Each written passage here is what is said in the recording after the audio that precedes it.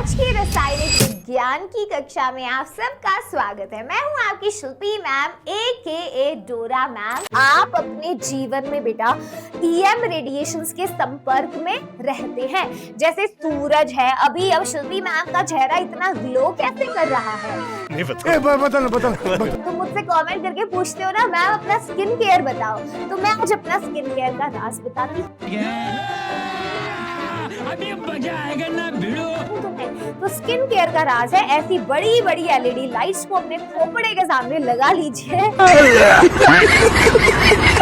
और चेहरा ऐसा चमचमाएगा जैसे बिल्कुल सफेदी उजाला। ठीक है, यही राज है। अगर मान लो इलेक्ट्रॉन अब एब्जॉर्ब करके पहुंच तो गया हाई एनर्जी लेवल में, मगर कब तक ही तुम किसी के घर मेहमान बन के रहोगे भैया? कभी तो वापस आओगे ना, कभी तो शर्म आने लगेगी तुम्हें शर्म है कुछ कि बड़ी मुफ्त की रोटियां तोड़ ली, चलो अपने घर ही चलते हैं, वहीं सुकून है ना। मेहमान के भी ज्यादा नहीं रुक सकते। तो भाई इलेक्ट्रॉन अब सोचेगा यार हाई एनर्जी में आ तो गया, बढ़िया तो लग रहा है, मगर जाना तो पड़ेगा, अनस्टेबल होता है। तो जब वो वापस अपनी लो एनर्जी लेवल में जाता है तो एक्स्ट्रा एनर्जी को एमिट करके आता है। तो वेलोसिटी भी आपने डिराइव कर लिया, क्या है 2.18 into 10⁶ into Z/m मीटर पर सेकेंड। यानी बेटा हम ध्यान रखेंगे वेलोसिटी डायरेक्टली प्रोपोर्शनल है Z के, इनवर्सली है n के। वजन है ना। Depression. Hello my Kitain Army, this is me Shilpi Kaushik AKA your Dora Ma'am, जो आज केमिस्ट्री का one of the most important chapter atomic structure लेकर आए हैं। बेटा इस चैप्टर से आपके जेईई एग्जाम में 1 से 2 क्वेश्चन बिल्कुल आते हैं। ये चैप्टर मेंस के लिए इम्पॉर्टेंट है और एडवांस के लिए भी। तो समय गवाए बिना आप प्लीज अपनी शपथ को याद करिए जो आपने मुझसे कमिटमेंट दिया था कि शिल्पी मैम हम सारे सेशंस को लगाएंगे, पूरा लगाएंगे, जो भी आप होमवर्क DPPs दोगे, क्वेश्चंस दोगे, वो सब करेंगे।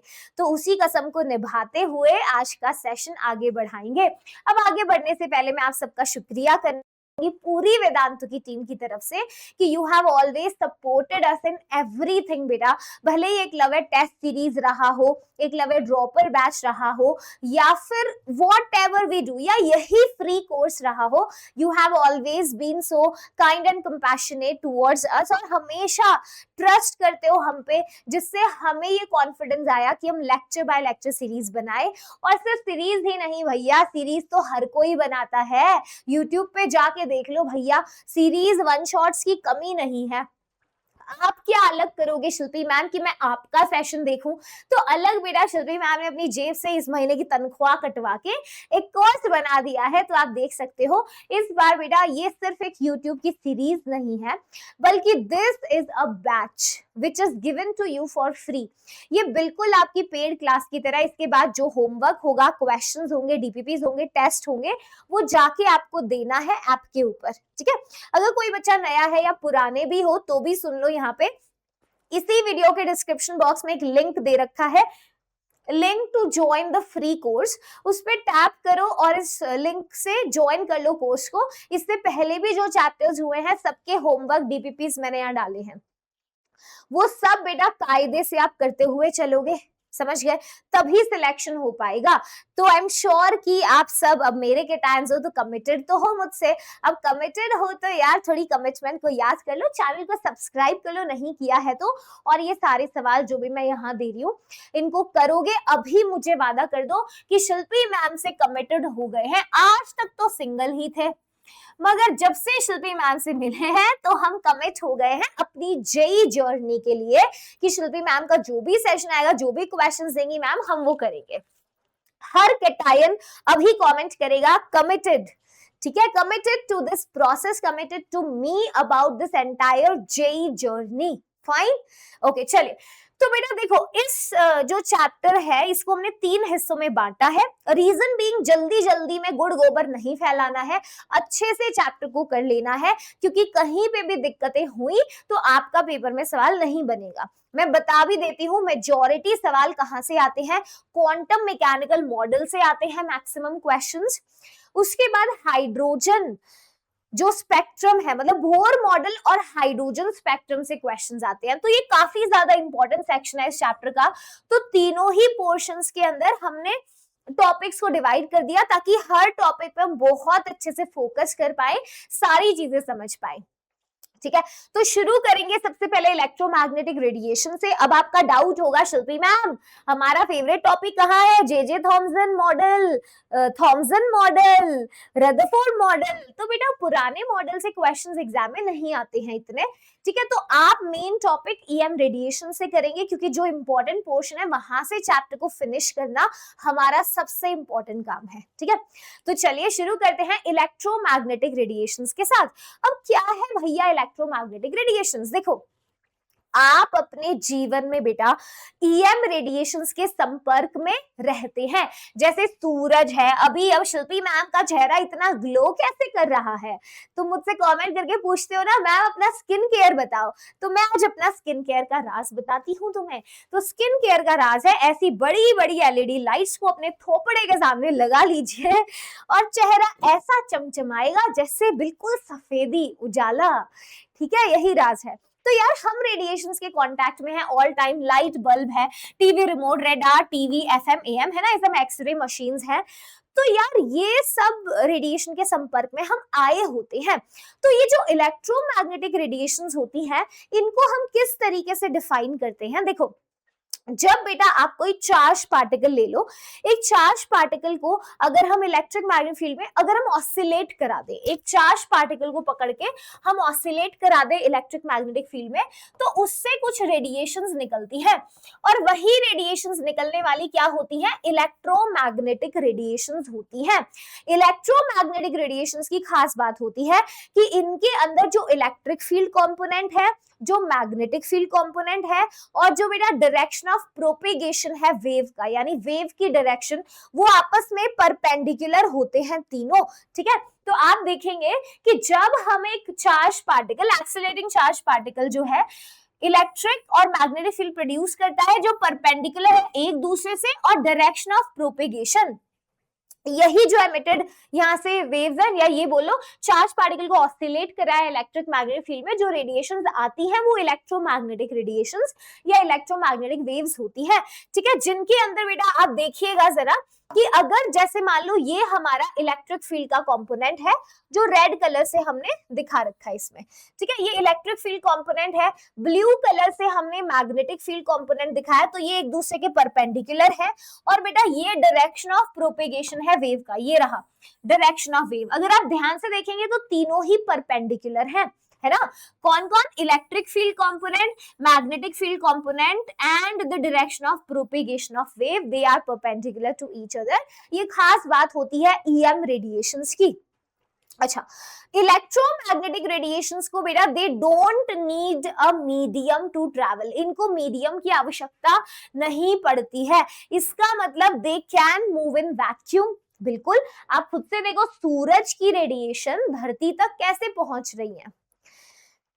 Do they need a medium? No. So electromagnetic radiations जो है उनको मीडियम की आवश्यकता नहीं पड़ती है, so they can travel without medium यानी वैक्यूम के through, for example sunlight reaching the earth. ठीक है, अब बेटा बहुत सारी अलग अलग टाइप की इलेक्ट्रोमैग्नेटिक रेडिएशंस होती हैं हमारे पास, तो हमने क्या किया, एक स्पेक्ट्रम बना दिया। यही इलेक्ट्रोमैग्नेटिक रेडिएशंस का हमने स्पेक्ट्रम बना दिया। स्पेक्ट्रम क्या होता है मैम? स्पेक्ट्रम सिंपल समझो अरेंजमेंट ऑफ वेवलेंथ, वेवलेंथ या फ्रीक्वेंसीज के जब आप एक पर्टिकुलर अरेंजमेंट में इलेक्ट्रोमैग्नेटिक रेडिएशंस को अरेंज करते हैं तो जो सामने आपका पैटर्न बनता है वही एक स्पेक्ट्रम होता है। जैसे आप अगर घर पे पेंट कराते हैं तो पेंट वाले भैया आपको पेंट की बुकलेट देते हैं। जैसे मान लो आपने कहा भैया मुझे ब्लू कलर कराना है अपने कमरे में, तो भैया आपको ब्लू कलर की वो पेंट बुकलेट दे देंगे जिसमें इतने सारे ब्लू कलर्स होते हैं, लाइट ब्लू, फलाना ब्लू, डार्क ब्लू, ये वो, वायलेट ब्लू, टर्कोइज ब्लू, है ना, पता नहीं कितने तरीके के शेड्स। वो एक स्पेक्ट्रम है, वो एक स्पेक्ट्रम है। तो किसी चीज में जब स्पेक्ट्रम की बात करते हैं तो स्पेक्ट्रम क्या है? सिंप्लीफाइड वे में यहाँ रेडिएशंस, इलेक्ट्रोमैग्नेटिक रेडिएशंस अलग अलग तरीके की जब हमें उन्हें अरेंज कर देते हैं लैम्डा या फ्रीक्वेंसी के ऑर्डर में, तो अरेंजमेंट ऑफ लैम्डा या फ्रीक्वेंसी वही क्या है? स्पेक्ट्रम है। तो जैसे यहाँ पे हमारे पास अलग अलग टाइप की इलेक्ट्रोमैग्नेटिक रेडिएशंस हैं, देखिएगा जैसे we have long radio waves. Long radio waves में बेटा जो लैम्डा है वो मैक्स होता है, लैम्डा मैक्स है और फ्रीक्वेंसी इनका मिनिमम होता है, ठीक है। जैसे ही आप radio waves, long radio wave से आगे जाएंगे, रेडियो वेव्स आएंगी AM FM, ठीक है। क्या हुआ, लैम्डा थोड़ा कम हुआ, फ्रीक्वेंसी बढ़ा। फिर माइक्रोवेव्स आए, लैम्डा और कम हुआ, फ्रीक्वेंसी और बढ़ा। फिर इंफ्रारेड आया, लैम्डा और कम, फ्रीक्वेंसी और बढ़ा। फिर बीच में देखो विजिबल रीजन है, विजिबल 400 से लेके 750 नैनोमीटर तक जो है वो फैला हुआ है, ठीक है। आप देख सकते हो, जिसमें विबग्योर आप देखोगे, जो रेड कलर है आपका, रेड कलर का बेटा लैम्डा हाईएस्ट है। लैम्डा मैक्स किसका है, रेड कलर का, फ्रीक्वेंसी इसका मिनिमम होगा।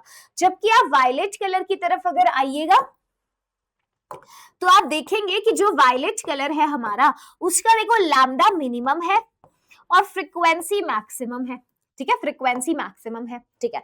इसके बाद देखो IR देन विजिबल ये रहा। फिर UV होता है, यू में लैम्डा और कम, फ्रीक्वेंसी और ज्यादा। फिर एक्स रेज लैम्डा और कम, फ्रीक्वेंसी ज्यादा। फिर यहाँ के गामा रेज आती हैं, गामा रेज का लैम्डा बेटा मिनिमम है, लैम्डा मिनिमम है मगर फ्रीक्वेंसी मैक्स है, फ्रीक्वेंसी मैक्स है। तो आपसे कभी सवाल पूछा जा सकता है कि भाई किसका फ्रीक्वेंसी लैम्डा सबसे ज्यादा है, कम है, तो आपको इसके ऑर्डर को थोड़ा सा ध्यान में रखना है, ठीक है।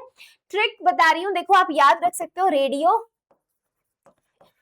मिर्ची, रेडियो मिर्ची बजाते रहो, रेडियो मिर्ची, आई लव, लव से आपका विजिबल आएगा, I love your x GF। अरे वाह, ये तो याद हो जाएगी मैम, रेडियो मिर्ची I love your x GF, ये तो हो भी गया मैम याद, है ना, ये तो हो भी गया। तो वायलेट जो है, violet has the highest frequency, red जो है उसका लोएस्ट फ्रीक्वेंसी है। नोट कर लीजिए, PDF में ज्यादा साफ साफ दिखेगा। चले आगे, चलिए अब देखो, जो वेव है बेटा उसकी कुछ कैरेक्टरिस्टिक्स होती हैं। So main characteristics of a wave is, wave length होता है, we have frequency, velocity, wave number, amplitude. अब देखने में तो सोचोगे मैम इतनी छोटी सी चीज क्यों बता रहे हो, ये तो हमें आता है। अरे पेपर में भी तो आता है ये, इसीलिए बताना पड़ेगा। यस, तो फ्रीक्वेंसी क्या होता है बेटा, फ्रीक्वेंसी होता है the number of waves, the number of waves passing through a point, the number of waves passing through a point in 1 second, number of waves passing through a point in 1 second। कितनी waves पास करती हैं एक point से एक second में, वही frequency होता है, जिसे न्यू से जो है हम लोग रिप्रेजेंट करते हैं, जिसकी SI यूनिट हर्ट्ज या सेकंड इनवर्स होती है। जैसे आप यहाँ पर देखिए बेटा, एक पॉइंट से एक सेकंड में अगर कम वेव्स पास कर रही हैं तो लो फ्रीक्वेंसी वेव है। यहाँ पे देखो साफ पता चलेगा, एक पॉइंट से एक सेकंड में ज्यादा वेव्स पास कर रही हैं तो ये हाई फ्रीक्वेंसी वेव है।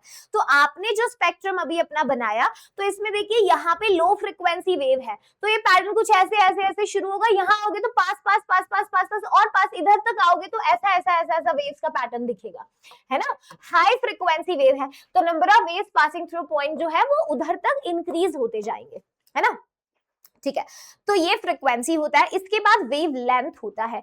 वेव लेंथ क्या होता है बेटा, एक वेव के अंदर दो कॉन्जिक्यूटिव क्रेस्ट या दो कॉन्जिक्यूटिव ट्रफ का जो डिस्टेंस होता है, जैसे देखिए ये वेव है, क्रेस्ट होता है ये ऊंची चोटी, तो दो कॉन्जिक्यूटिव क्रेस्ट का जो डिस्टेंस है ये लैम्डा, या फिर यूं कहें दो कॉन्जिक्यूटिव ट्रफ का जो डिस्टेंस है वो लैम्डा।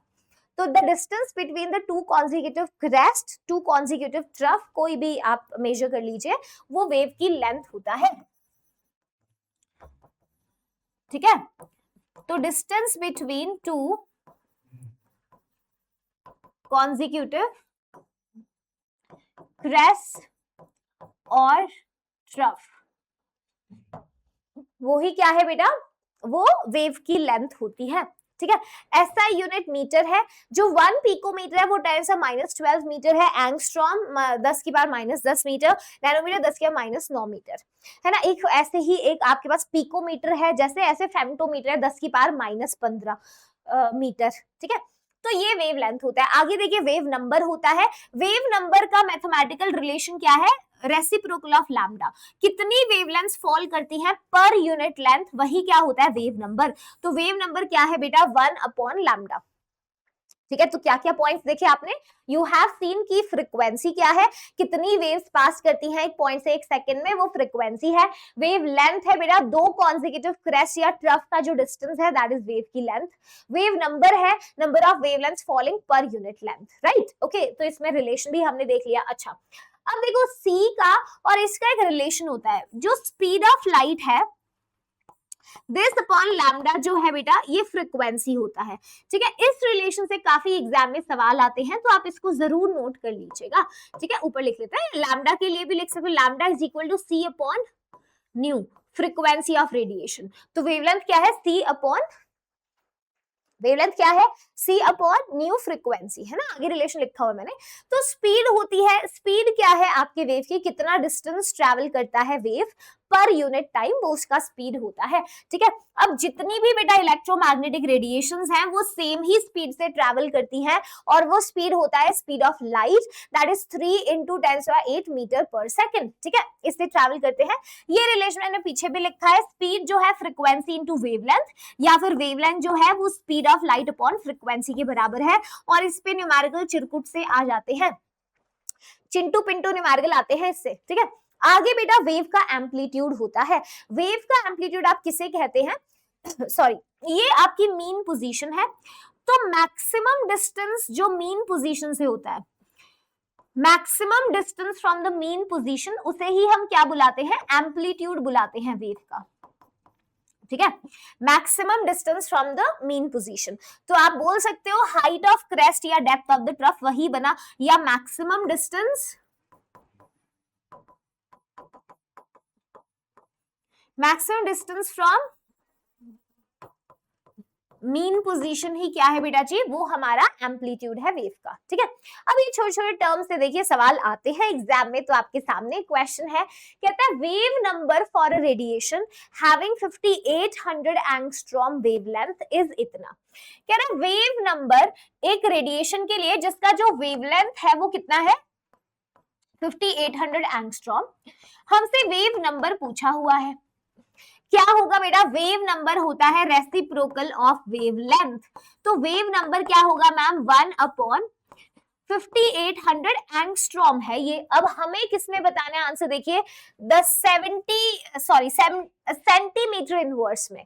तो आप बोल सकते हैं जो एक एंगस्ट्रॉम है मैम 10⁻⁻10 मीटर है, तो मैं ये बोल सकती हूँ एक एंगस्ट्रॉम बेटा 10⁻⁻8 सेंटीमीटर है। 100 से मल्टीप्लाई करेंगे तो, है ना, सही बात है मैम। तो 10⁻⁻8 सेंटीमीटर है, तो वेव नंबर क्या होगा? 1/58 × 10⁻6 सेंटीमीटर इनवर्स।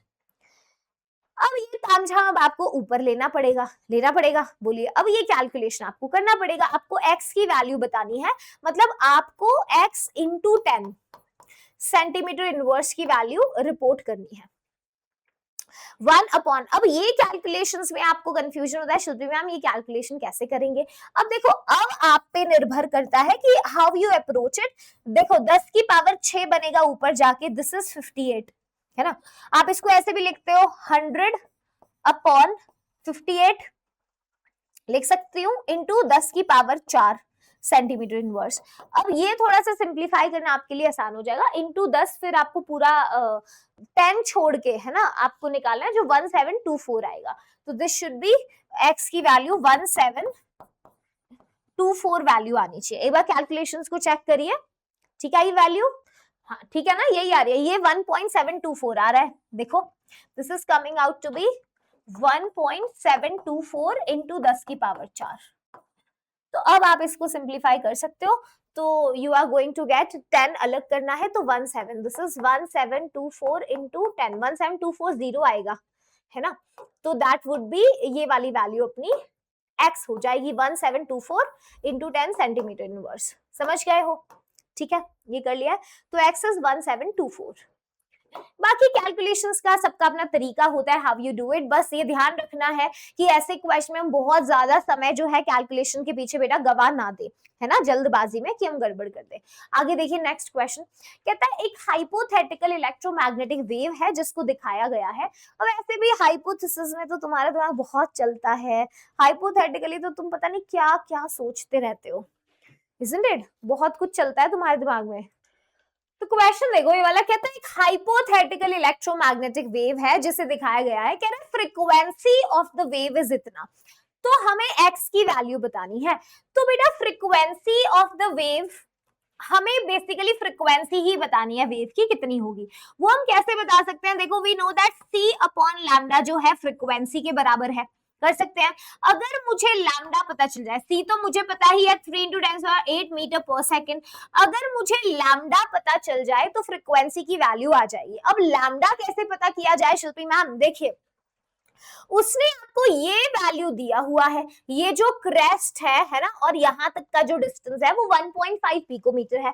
तो मुझे बताओ लैम्डा क्या होता है, दो कॉन्जिक्यूटिव क्रेस्ट का जो है डिस्टेंस है ना, तो ये हमारी दो कॉन्जिक्यूटिव क्रेस्ट है, इसका जो डिस्टेंस है वो वेवलेंथ लैम्डा होता है। और ये मुझे पता है इतना, अगर 1.5 पिकोमीटर है तो इसका मतलब बेटा ये भी 1.5 पिकोमीटर हुआ है ना, और ये 1.5 पिकोमीटर है तो वी नो ये इतना भी 1.5 पिकोमीटर है, और यहां तक का डिस्टेंस भी कितना है 1.5 पिकोमीटर, यानी 1.5 1.5 ये 1.5 को 4 से मल्टीप्लाई करूं तो यानी मेरे पास वेवलेंथ आ जाएगा, यानी 6 पिकोमीटर, या ये कहें 6 × 10⁻12 मीटर कह सकते हैं। तो ये कितना होगा 0.5 × 10⁻20 hertz, which can be written as 5 × 10⁻19 hertz. तो x की जो वैल्यू है वो कितना होगा, x की वैल्यू वुड बी 5 × 10⁻19 हर्ट्ज है ना।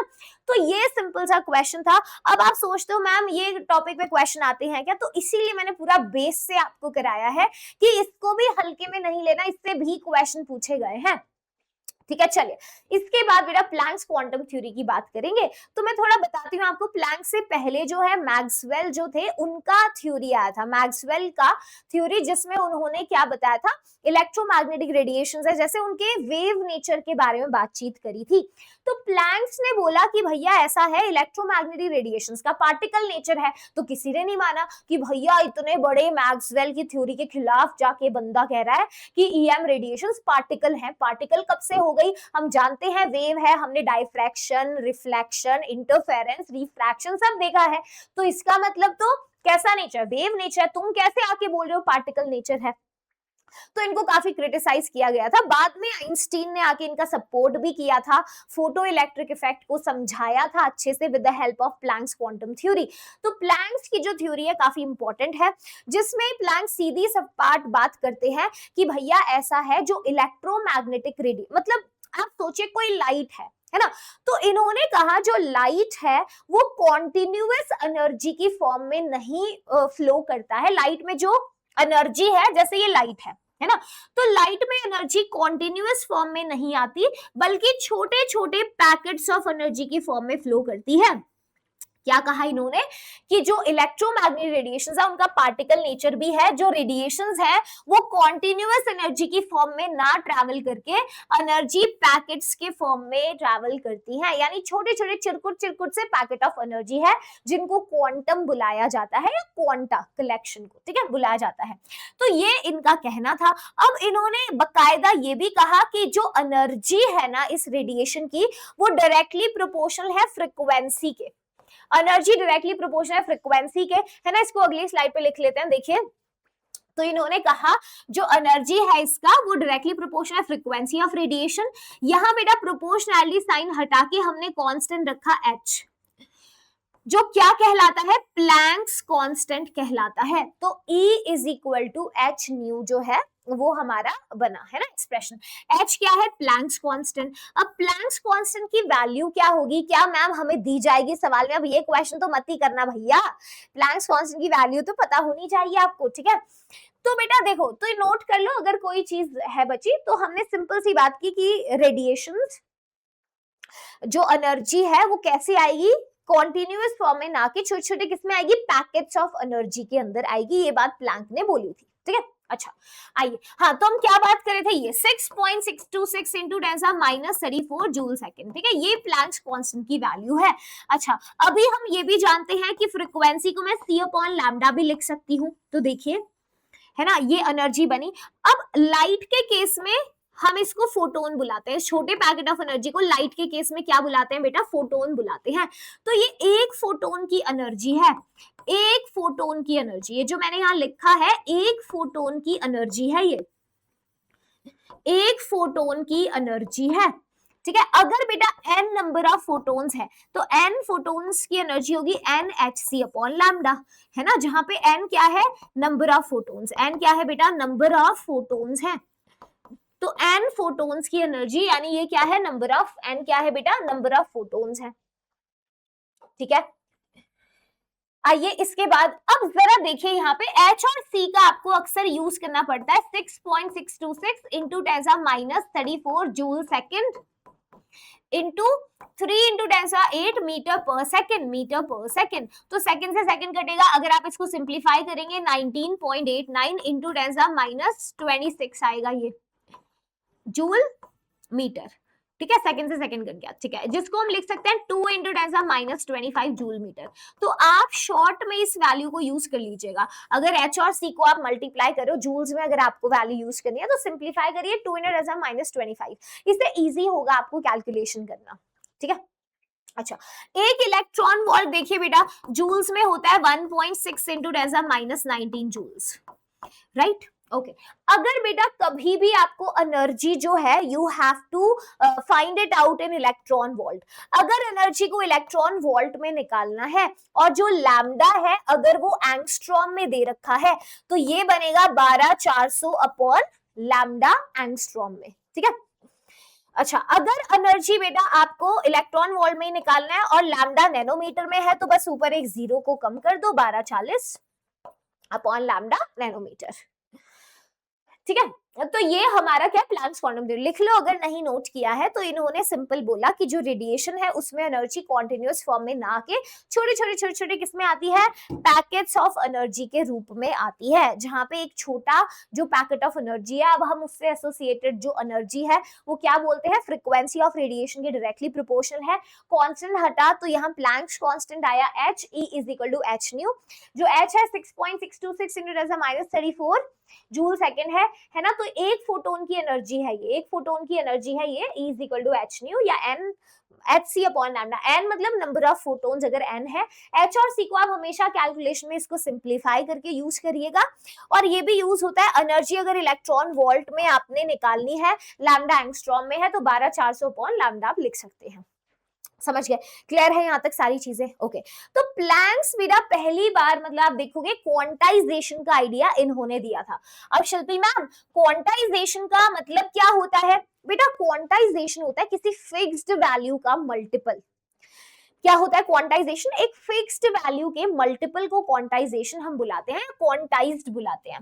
तो आप देखिए प्लैंक्स के हिसाब से एनर्जी जो है NH न्यू के बराबर है ना। अगर n की वैल्यू 1 2 3 4 एंड सो ऑन, यानी कि एक फोटोन की एनर्जी अगर h न्यू है, 2 की 2h न्यू, 3 की 3h न्यू, 4 की 4h न्यू, तो मतलब हमेशा जो एनर्जी है वो h न्यू का ही इंटीग्रल मल्टीपल होगा, बोल सकते हैं। तो एनर्जी को हमेशा बेटा एब्सॉर्ब या एमिट किया जाएगा in the multiple of a fixed quantity, और वो फिक्स्ड क्वांटिटी यहाँ किसका मल्टीपल है, h न्यू का, है ना, fixed multiple of like h nu, n की वैल्यू 1 2 3 4 एंड सो ऑन आप लिख सकते हो। तो energy is absorbed or emitted by an object in integral multiple of some fixed quantity जो क्या है h न्यू, और इसी को कहते हैं एनर्जी जो है वो क्या है बेटा, क्वांटाइज्ड है। यहीं पे क्वांटाइजेशन का कॉन्सेप्ट स्टार्ट हुआ, किसी फिक्स्ड वैल्यू का मल्टीपल जिसे कहते हैं। तो we can say that energy जो है वो क्या है, क्वांटाइज्ड है। क्लियर है ये वाली चीज, नोट करिए ध्यान से, क्लियर है एवरीबॉडी, ठीक है। चलो तो क्वेश्चन देख लेते हैं। क्या मैम शिल्पी मैम इससे क्वेश्चन आते हैं 2026 में, क्या आया है, बिल्कुल क्वेश्चन डिस्कस करेंगे। देखिए सवाल कहता है the wavelength of photon A is 400 nanometre. तो फोटोन A का जो वेवलेंथ है वो हमें दिया गया है 400 नैनोमीटर, ओके। कहता है the frequency of photon B is, frequency photon B की है 10 की पावर 16 सेकेंड इनवर्स, ठीक है। Wave number of photon C, wave number photon C का कितना है बेटा, 10 की पावर 4 सेंटीमीटर इनवर्स, है ना, ये मीटर यूज कर दो। कह रहा है correct order of energy of these photons is, correct order of energy of photons हमें बताना है। तो बेटा एनर्जी हम जानते हैं hc अपॉन लैम्डा, तो आप ऐसे भी कर सकते हो एनर्जी लैम्डा के इनवर्सली प्रोपोर्शनल है, या हम कहें फ्रीक्वेंसी के डायरेक्टली प्रोपोर्शनल है। तो आपको जिस टर्म में निकालना है आप निकाल सकते हो। वैसे यहाँ पर देखिए हम एक काम करते हैं, ये तो लैम्डा हमें मिला हुआ है 400 नैनोमीटर, हम सबको इसी में निकाल लेते हैं, हम लैम्डा ही निकाल लेते हैं। देखिए हमारे पास फ्रीक्वेंसी है बी का, तो लैम्डा बी का हम कैसे निकालेंगे, 3 इंटू 10⁻⁸ मीटर पर सेकेंड, और जो फ्रीक्वेंसी है 10 की पावर 16 सेकेंड इनवर्स आ गया। तो यानी आप नहीं भाई, तुम्हारा नेट एकदम सही काम कर रहा है। तो कैसा चल रहा है सेशन? सो तो नहीं गए ना, पढ़ाई कर रहे हो अच्छे से? क्योंकि जब प्रिपरेशन की दिशा पता नहीं, अरे वो दिशा पाटनी नहीं, जब जेई की प्रिपरेशन में कुछ डायरेक्शन नहीं होती तो नींद तो आ ही जाती है। बस इतना पता चल जाए क्या कब कितना पढ़ना है, और हर हफ्ते कोई चेक कर ले कि जितना पढ़ा है सही तो किया है ना, इसी रास्ते पे आगे बढ़ना है। तो बेटा कुछ ऐसे ही है हमारा एकलव्य टेस्ट सीरीज। कई सालों के जेई पेपर को एनालाइज करके हमने कुछ ऐसा बनाया है कि यही समझ लो आपका जेई का पेपर है। तो डंके की चोट पे कह सकते हैं हम, पेपर तो यहीं से आएगा। तो हर हफ्ते शेड्यूल टेस्ट रहेंगे जिसमें इतने सारे बच्चों में आपका रैंक बनाया जाएगा। तो हर हफ्ते उन्हीं टॉपिक्स को रिवाइज करते हुए आपने टेस्ट देना है, और बस क्या वही करते रहो। तो लेक्चर को ध्यान से लगा लो। चलो फिर मिलेंगे, बाय बाय। को मिलेगा 3 इंटू 10⁻⁴, ये कितना जाएगा, -8 हो जाएगा मीटर। ठीक है। अच्छा, अगर मेरे को इसे नैनोमीटर में करना है, देखो मैं ऐसे कर सकती हूँ, अगर मैं 10 से मल्टीप्लाई और 10 से डिवाइड कर दूं, 10 से मल्टीप्लाई 10 से डिवाइड कर दूं अगर मैं, तो ये कितना बनेगा, 10 की पावर व्हाट इज दिस, 10⁻⁴ ऊपर आके -9 मीटर, जो नैनोमीटर होगा तो 30 नैनोमीटर। देखो बेटा ये 30 नैनोमीटर है। ठीक है। उसके बाद देखिए हमारे पास वेव नंबर है ना, तीसरे वाला जो वेव नंबर है वो कितना है, 10 की पावर 4। तो वेव नंबर यानी 1 अपॉन लैम्डा, सही बात है। तो यहां से लैम्डा कितना आएगा, 1 अपॉन वेव नंबर 10 की पावर 4 सेंटीमीटर इनवर्स है वो, है ना, तो सेंटीमीटर इनवर्स। तो ये क्या है, 10 की पावर -4 सेंटीमीटर। ठीक है। तो अब क्या करें, हमें किसमें चाहिए, नैनोमीटर में। तो ये कितना होगा, अगर आप इसको नैनोमीटर में करेंगे तो सबसे बड़ा वैल्यू देखो किसमें आनी चाहिए, लैम्डा ही है, ये लैम्डा ही तो है। तो इसको भी कर लो, इसको भी नैनोमीटर में कर लो, 1000 नैनोमीटर बन जाएगा, ये 1000 नैनोमीटर, सही बात है। तो अब आप देखिए जरा, आपको पता चल गया लैम्डा, तो लैम्डा सबसे बड़ा, अगर मैं लैम्डा का ऑर्डर लिखूं तो लैम्डा बेटा 400 से भी ज्यादा, ये है सी के लिए सबसे ज्यादा है, फिर ए है, फिर बी है। तो लैम्डा और एनर्जी का तो इनवर्स रिलेशन है, तो सी ए बी, तो बी का सबसे ज्यादा है, फिर ए, फिर सी, यानी ऑप्शन नंबर सी जो है एनर्जी सीक्वेंस सही दिया गया है। कर सकते थे। तो ये क्वेश्चन आया था, आप देखिए सीधा सीधा आपने इसको सॉल्व कर दिया क्वेश्चन को। क्या मुश्किल था? नहीं। लेंदी था, हल्का सा कह सकते हैं लेंदी था। तो मतलब जो मैक्सवेल की थ्योरी थी उससे हमें उन्होंने वेव नेचर के बारे में बताया था, फिजिक्स में आप पढ़ते हैं इससे ज्यादा, और जो हमारा प्लैंक्स थ्योरी थी उन्होंने पार्टिकल नेचर के बारे में बताया था। ठीक है। आगे हम पार्टिकल नेचर के लिए पढ़ेंगे, photo electric effect, black body radiation, everything. फिलहाल शुरू करते हैं बोर एटॉमिक मॉडल को। तो बेटा हमारे सामने बोर का मॉडल है। अब आप अगर सोचें, बचपन में रदरफोर्ड मॉडल आप पढ़ते हो, तो रदरफोर्ड का एक बड़ा लिमिटेशन ये था कि रदरफोर्ड ये नहीं बता पाए थे कि कैसे एग्जैक्टली जो हमारा इलेक्ट्रॉन है वो न्यूक्लियस में बिना गिरे एटम में घूम रहा है, क्योंकि मैक्सवेल ने उनको यही बोला था रदरफोर्ड को कि आपके मॉडल के हिसाब से अगर न्यूक्लियस के अराउंड इलेक्ट्रॉन घूम रहा है गोल गोल गोल गोल गोल गोल, तो वो तो क्या करेगा, एनर्जी को लूज करेगा, तो it should fall into the nucleus, क्योंकि एक्सेलरेशन प्रोड्यूस करा, एनर्जी रिलीज करा, तो गिर जाएगा। तो एटम स्टेबल कैसे है, अब रदरफोर्ड उसको नहीं समझा पाए। तो बोर यहाँ आते हैं। बोर ने क्या किया, इन्होंने तो भैया ऐसा रामबाण इलाज दिया, इन्होंने कहा न्यूक्लियस के अराउंड कहीं भी रैंडमली इलेक्ट्रॉन नहीं घूमता, ऐसा नहीं होता अपनी मर्जी से न्यूक्लियस के अराउंड कहीं भी रैंडमली इलेक्ट्रॉन घूम रहा है, नहीं। न्यूक्लियस से कुछ फिक्स्ड दूरी के ऊपर एक सर्कुलर पाथ पाथ होता है। ये आई थिंक इसका न्यूक्लियस निकल करके बाहर आ चुका है ना, थोड़े से गोले आगे पीछे हो गए हैं। तो ये देखिए जरा कि न्यूक्लियस के अराउंड बेटा आप देखोगे कुछ फिक्स डिस्टेंस के ऊपर एक सर्कुलर पाथ होता है। अब वो सर्कुलर पाथ कैसे है शिल्पी मैम, जैसे देखो इसको पहले पूरा कर लेते हैं, यहाँ ऐसा है, ठीक है, यहाँ न्यूक्लियस है, तो न्यूक्लियस से कुछ फिक्स्ड डिस्टेंस के ऊपर एक सर्कुलर पाथ है, ये रहा। ऐसे ही कुछ फिक्स्ड डिस्टेंस पे एक सर्कुलर पाथ है, एक सर्कुलर पाथ है, ये रहा है ना, फिक्स्ड डिस्टेंस के ऊपर एक पाथ है।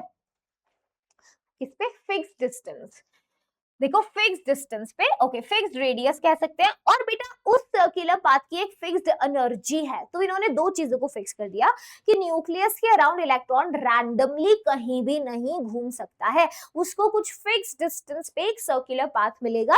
अगर इलेक्ट्रॉन को सर्कुलर पाथ में घूमना है, उसके पास एक फिक्स्ड अमाउंट ऑफ एनर्जी जो है होना चाहिए।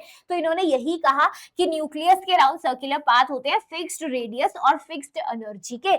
इन्हीं सर्कुलर पाथ को इन्होंने ऑर्बिट बुलाया या शेल्स बुलाया या स्टेशनरी ऑर्बिट बुलाया। स्टेशनरी क्यों, अभी बताऊंगी। स्टेशनरी ऑर्बिट इसीलिए क्योंकि जब तक इलेक्ट्रॉन उस पर्टिकुलर ऑर्बिट में घूमता है वो एनर्जी को लूज नहीं करता है, गेन नहीं करता। जब तक इलेक्ट्रॉन एक पर्टिकुलर फिक्स्ड ऑर्बिट में है, एक पर्टिकुलर स्टेशनरी स्टेट में है, वो सेम अमाउंट ऑफ एनर्जी के साथ जो है घूमता रहेगा, राइट। तो इन्होंने क्या बोला, इन्होंने सिंपल कहा कि भैया ऐसा है, electron in an atom can move around the nucleus in circular path of fixed radius and fixed energy.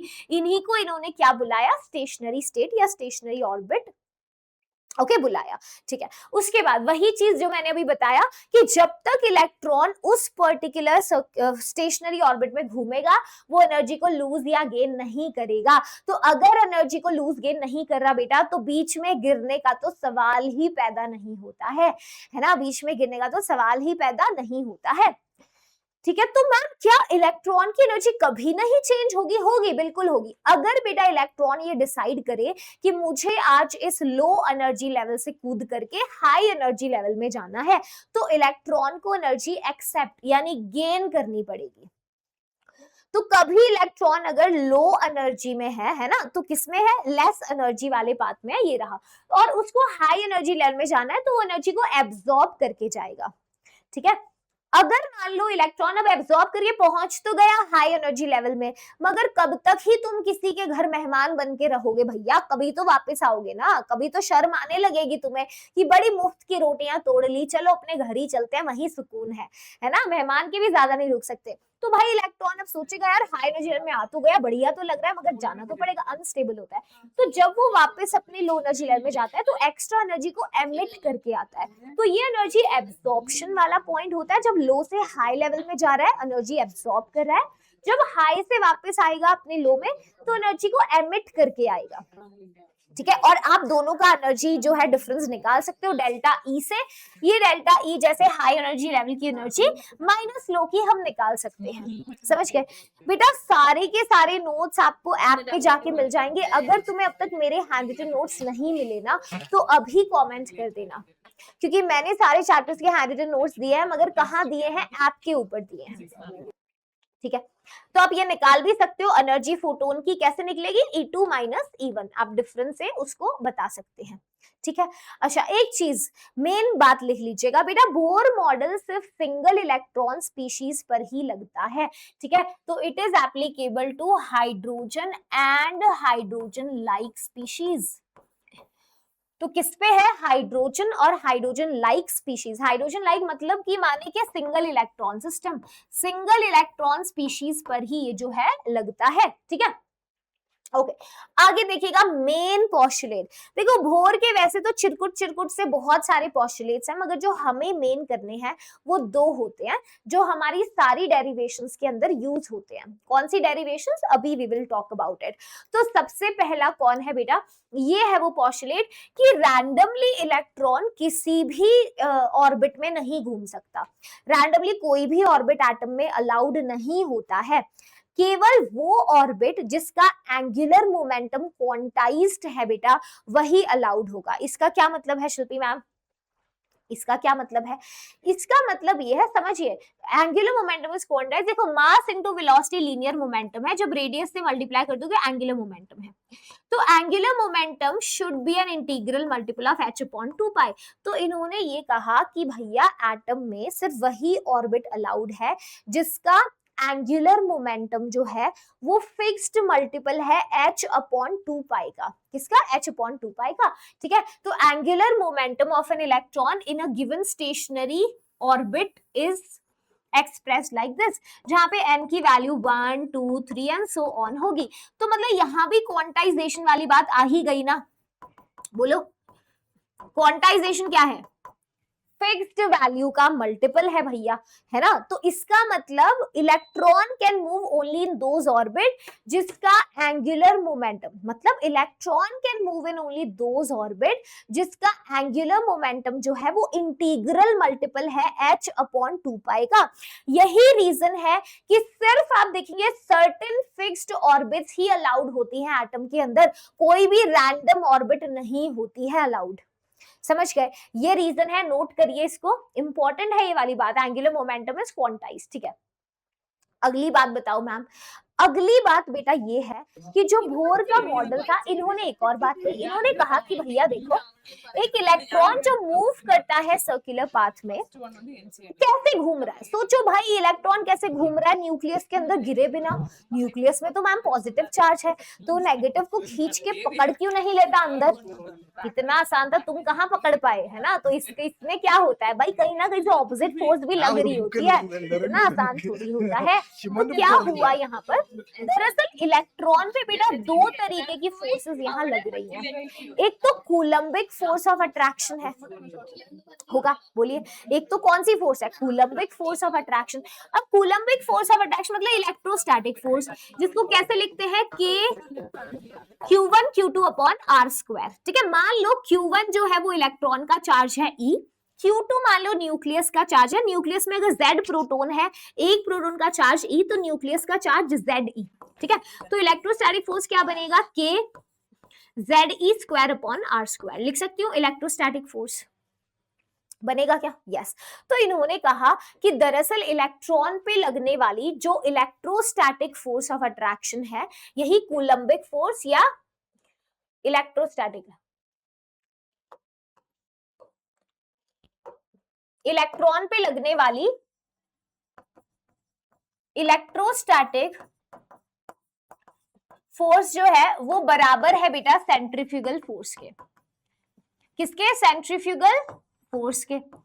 अच्छा, इलेक्ट्रोस्टैटिक फोर्स कैसे लिखेंगे? K Z E square upon R square, और सेंट्रीफ्यूगल फोर्स होती है M V square upon R.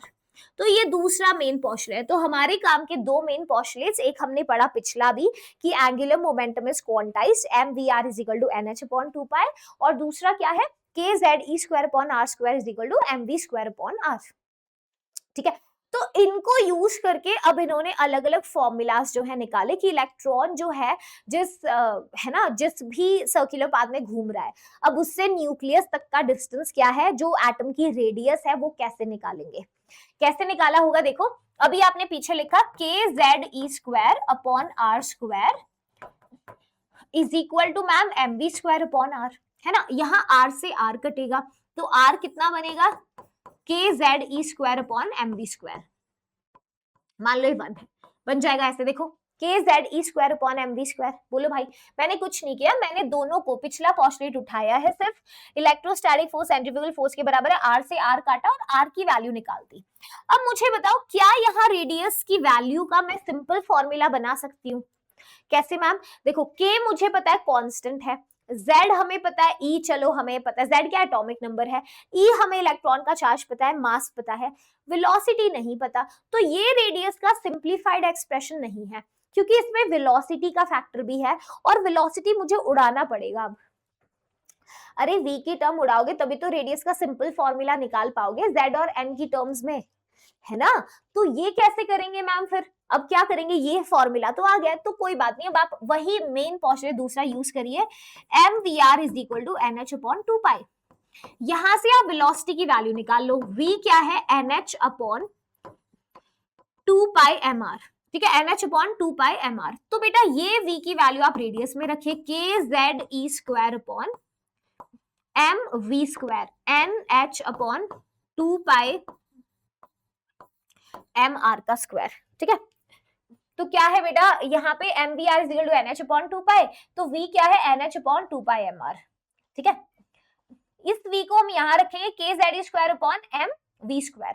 तो ये क्या बनेगा यहाँ से, चलो यही कर लेते हैं, इधर radius will be equal to kze square तो है ही, नीचे देखो m है और ये n स्क्वायर h स्क्वायर है। ठीक है, ऊपर जाएगा 2 का स्क्वायर मतलब 4, पाई का square as it is m square और फिर ये r स्क्वायर, एक r से एक r कटेगा, एक मास से एक मास कटा।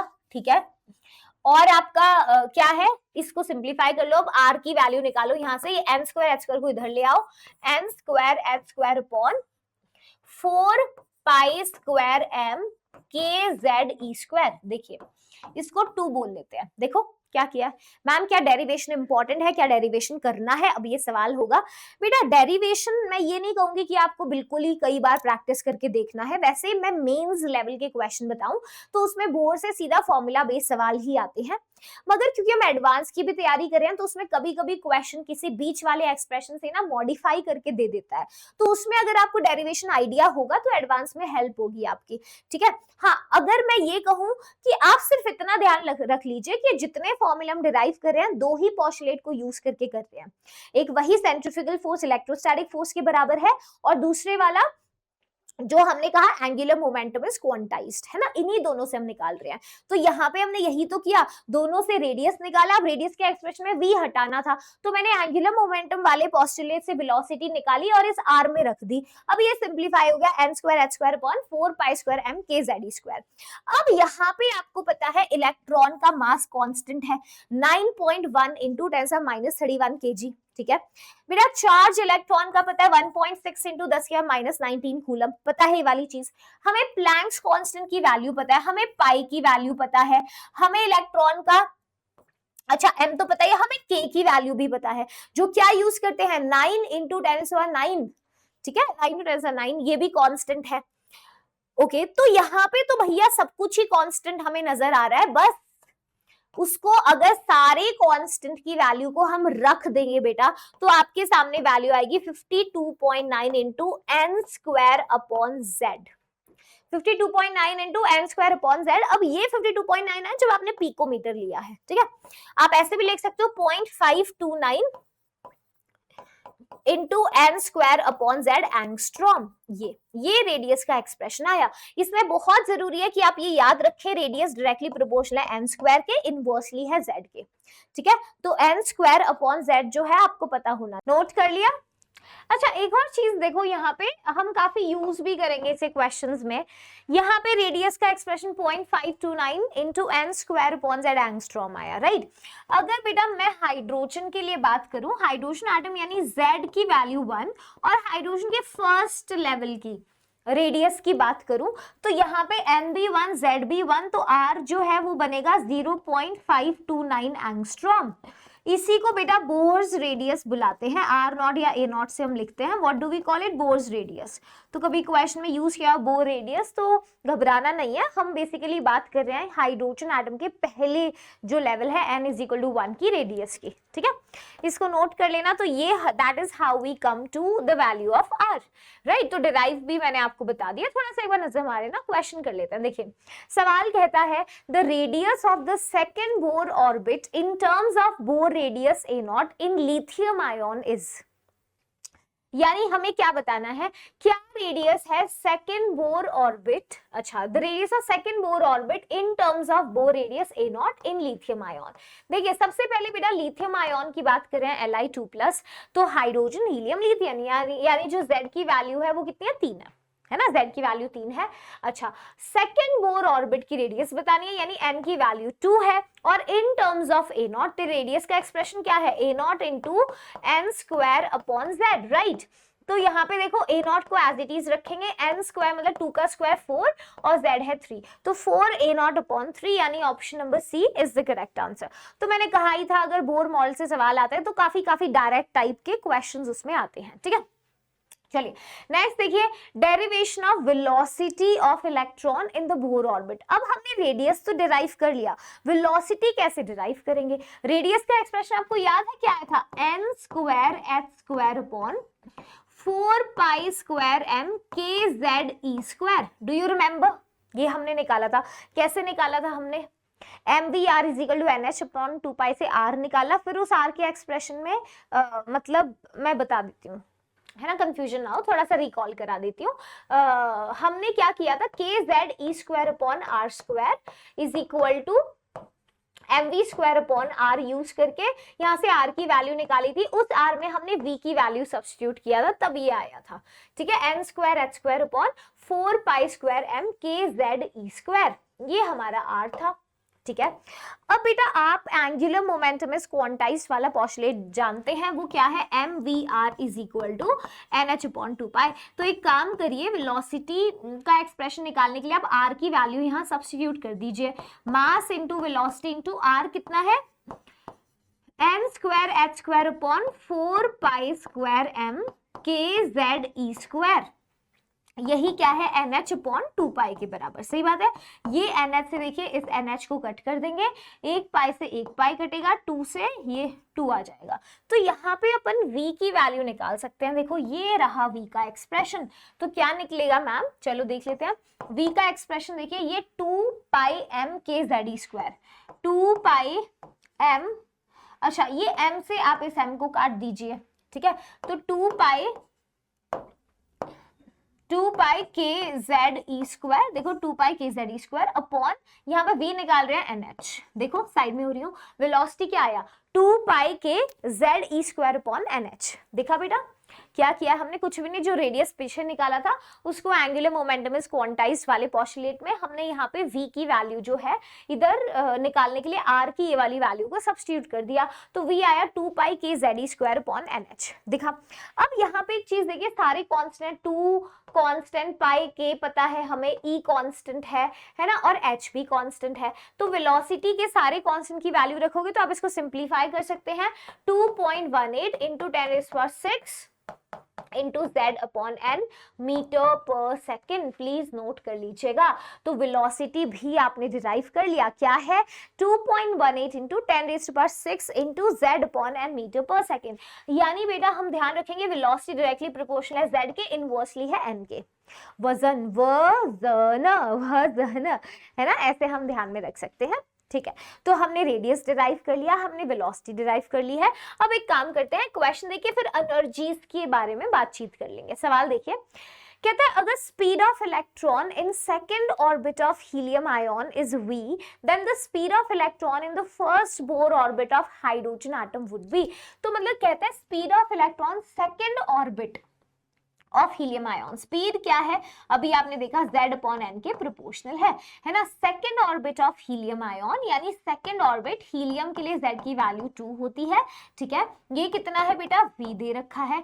तो कहता है speed of electron in the first Bohr orbit of the hydrogen atom कितना होगा? अब मेरे हिसाब से तो इसमें पेन उठाने की जरूरत ही नहीं है, it should be v only. देखिए भाई, आप एक बात बताइए, कांस्टेंट मान लो, जो भी वो 2.18 वाला था कांस्टेंट हमने ले लिया। ठीक है, तो यहाँ पे v किसके बराबर है? k into Z upon n, मतलब k कांस्टेंट k।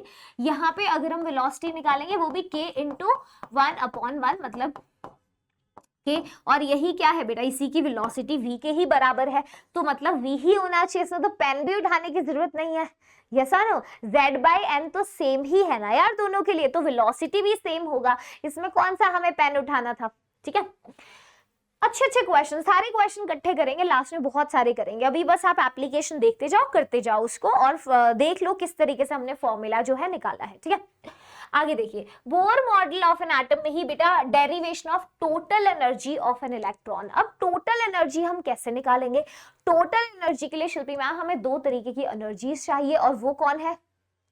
पहला बेटा देखो, टोटल एनर्जी क्या है? Kinetic energy plus potential energy. सही बात है, ठीक है। तो काइनेटिक एनर्जी क्या होता है बेटा? It is half mv square, right? Half mv square is the kinetic energy. Okay, तो अब एक बात बताइए, आपको ये भी पता है mv स्क्वायर अपॉन आर, वो पोस्टुलेट थोड़ा सा याद होगा, centrifugal force electrostatic force of attraction के बराबर है इफ यू रिमेंबर। तो उसके हिसाब से mv स्क्वायर अपॉन आर क्या था, k z e square upon R square, सही बात है। अब यहाँ पे एक आर से तो एक आर मैंने काट दिया, ठीक है, चलो इस आर को काट ही देते हैं, ऐसे लिख देते हैं, ठीक है। मैं क्या करूं, हाफ यहां लगा दूं और हाफ यहाँ लगा दूं, दोनों साइड 1/2 से मल्टीप्लाई कर दिया, तो ये हाफ mv स्क्वायर ही क्या कहलाएगा बेटा, काइनेटिक एनर्जी। तो मतलब काइनेटिक एनर्जी क्या है, kze स्क्वायर अपॉन 2r। ध्यान से देखिए, ये आपका काइनेटिक एनर्जी का एक्सप्रेशन है, क्या है, kze स्क्वायर अपॉन 2r। इसमें कोई दिक्कत नहीं होनी चाहिए, ठीक है, ओके। अब पोटेंशियल एनर्जी क्या है, पोटेंशियल एनर्जी देखिए k q1 q2 upon r होता है, जहां पे बेटा q1 क्या है, अगर हम इलेक्ट्रॉन का चार्ज लें, q2 न्यूक्लियस का, तो kze स्क्वायर अपॉन r। अब जब भी अट्रैक्टिव फोर्स होती है तो पोटेंशियल एनर्जी नेगेटिव होता है। अब आप जानते हैं ये बात कि जो इलेक्ट्रॉन है वो न्यूक्लियस की फोर्स ऑफ अट्रैक्शन के अंदर है, तो नेगेटिव साइन आपको वही बताता है दैट न्यूक्लियस की अट्रैक्शन के अंदर है electron, electron is under the attractive force of the nucleus. तो पोटेंशियल एनर्जी क्या है, minus kze square upon r। देख लिया, बोलिए, तो टोटल एनर्जी क्या होगा बेटा, kinetic energy kze square upon 2r plus, जो कि टेक्निकली माइनस है, kze स्क्वायर अपॉन r। यहां से एलसीएम लेके सिंप्लीफाई टोटल एनर्जी का एक्सप्रेशन करोगे, minus kze square upon 2r आएगा, minus kze square upon 2r। अब इससे एक बात समझ में आती है, देखिएगा, kze square upon 2r minus kze square upon 2r, यानी kinetic energies negative of total energy. बोल सकती हूँ क्या, देखो भैया बोल सकती हूँ। अच्छा, एक और चीज समझ में आएगी, देखिए kinetic energy kze square upon 2r है। अब मुझे एक बात बताओ, यहाँ पे ये यही देख लो, kze स्क्वायर अपॉन r क्या है, kze स्क्वायर अपॉन r अगर मैं माइनस का ले लूं तो वो क्या बन जाएगा, पोटेंशियल। जैसे मान लो अगर मैं दोनों साइड नेगेटिव ले लूं तो minus kze square upon 2r, तो minus kze square upon r क्या है बेटा, ये पोटेंशियल एनर्जी है। तो मतलब पोटेंशियल एनर्जी क्या है, negative of double the total energy. क्या है, मैं बोल सकती हूँ काइनेटिक एनर्जी, सॉरी, तो मैं कह सकती हूँ, देखिए पोटेंशियल एनर्जी क्या है, minus double of kinetic energy. क्या ये बात कहना सही है, एक बार ध्यान से देखिएगा, साइड में हो रही हूँ, सारा नोट कर लेना प्लीज। एंड बस एक बार आप खुद से भी प्रैक्टिस करोगे, डीपीपी दे रखा है, सारे क्वेश्चन आपके बन जाएंगे, कोई दिक्कत आएगी ही नहीं। किया नोट, चले आगे, ओके चलिए। तो बस एक बार आपको वैसे पेपर के लिए मेनली मेंस में आपको बस ऊपर से ना थोड़े से एक्सप्रेशंस को ध्यान में रखना है कि फॉर्मूला क्या है, राइट। चलिए, तो अब एनर्जी का टोटल, आपने काइनेटिक एनर्जी देखा, पोटेंशियल, टोटल एनर्जी का क्या एक्सप्रेशन है।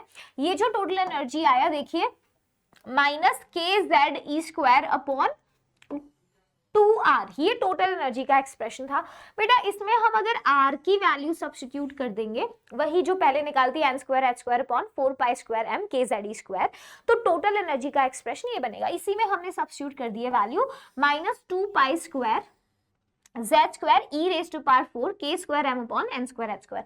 एक बार एडवांस में इससे क्वेश्चन पूछा हुआ है एक्सप्रेशन से, यूजुअली तो बच्चा सीधा ही जो फाइनल वैल्यूज को ध्यान में रखता है, बट डेरिवेशन कराने का रीजन भी ये है कि अगर मान लो बीच में से कहीं क्वेश्चन आ जाए, किसी एक्सप्रेशन को मॉडिफाई कर दे, तो आप उस क्वेश्चन को बनाने के काबिल रहो, है ना, दैट इज इंपॉर्टेंट। तो इसमें जब हम सारी वैल्यूज कॉन्स्टेंट की रखते हैं तो एनर्जी अपने पास आता है 2 यूनिट्स में। एक तो हम जूल में निकालते हैं, जूल पर एटम में energy minus 2.18 into 10 raise to power minus 18 z square upon n square joule पर एटम, ठीक है, और minus 13.6 into z square upon n square electron volt पर एटम।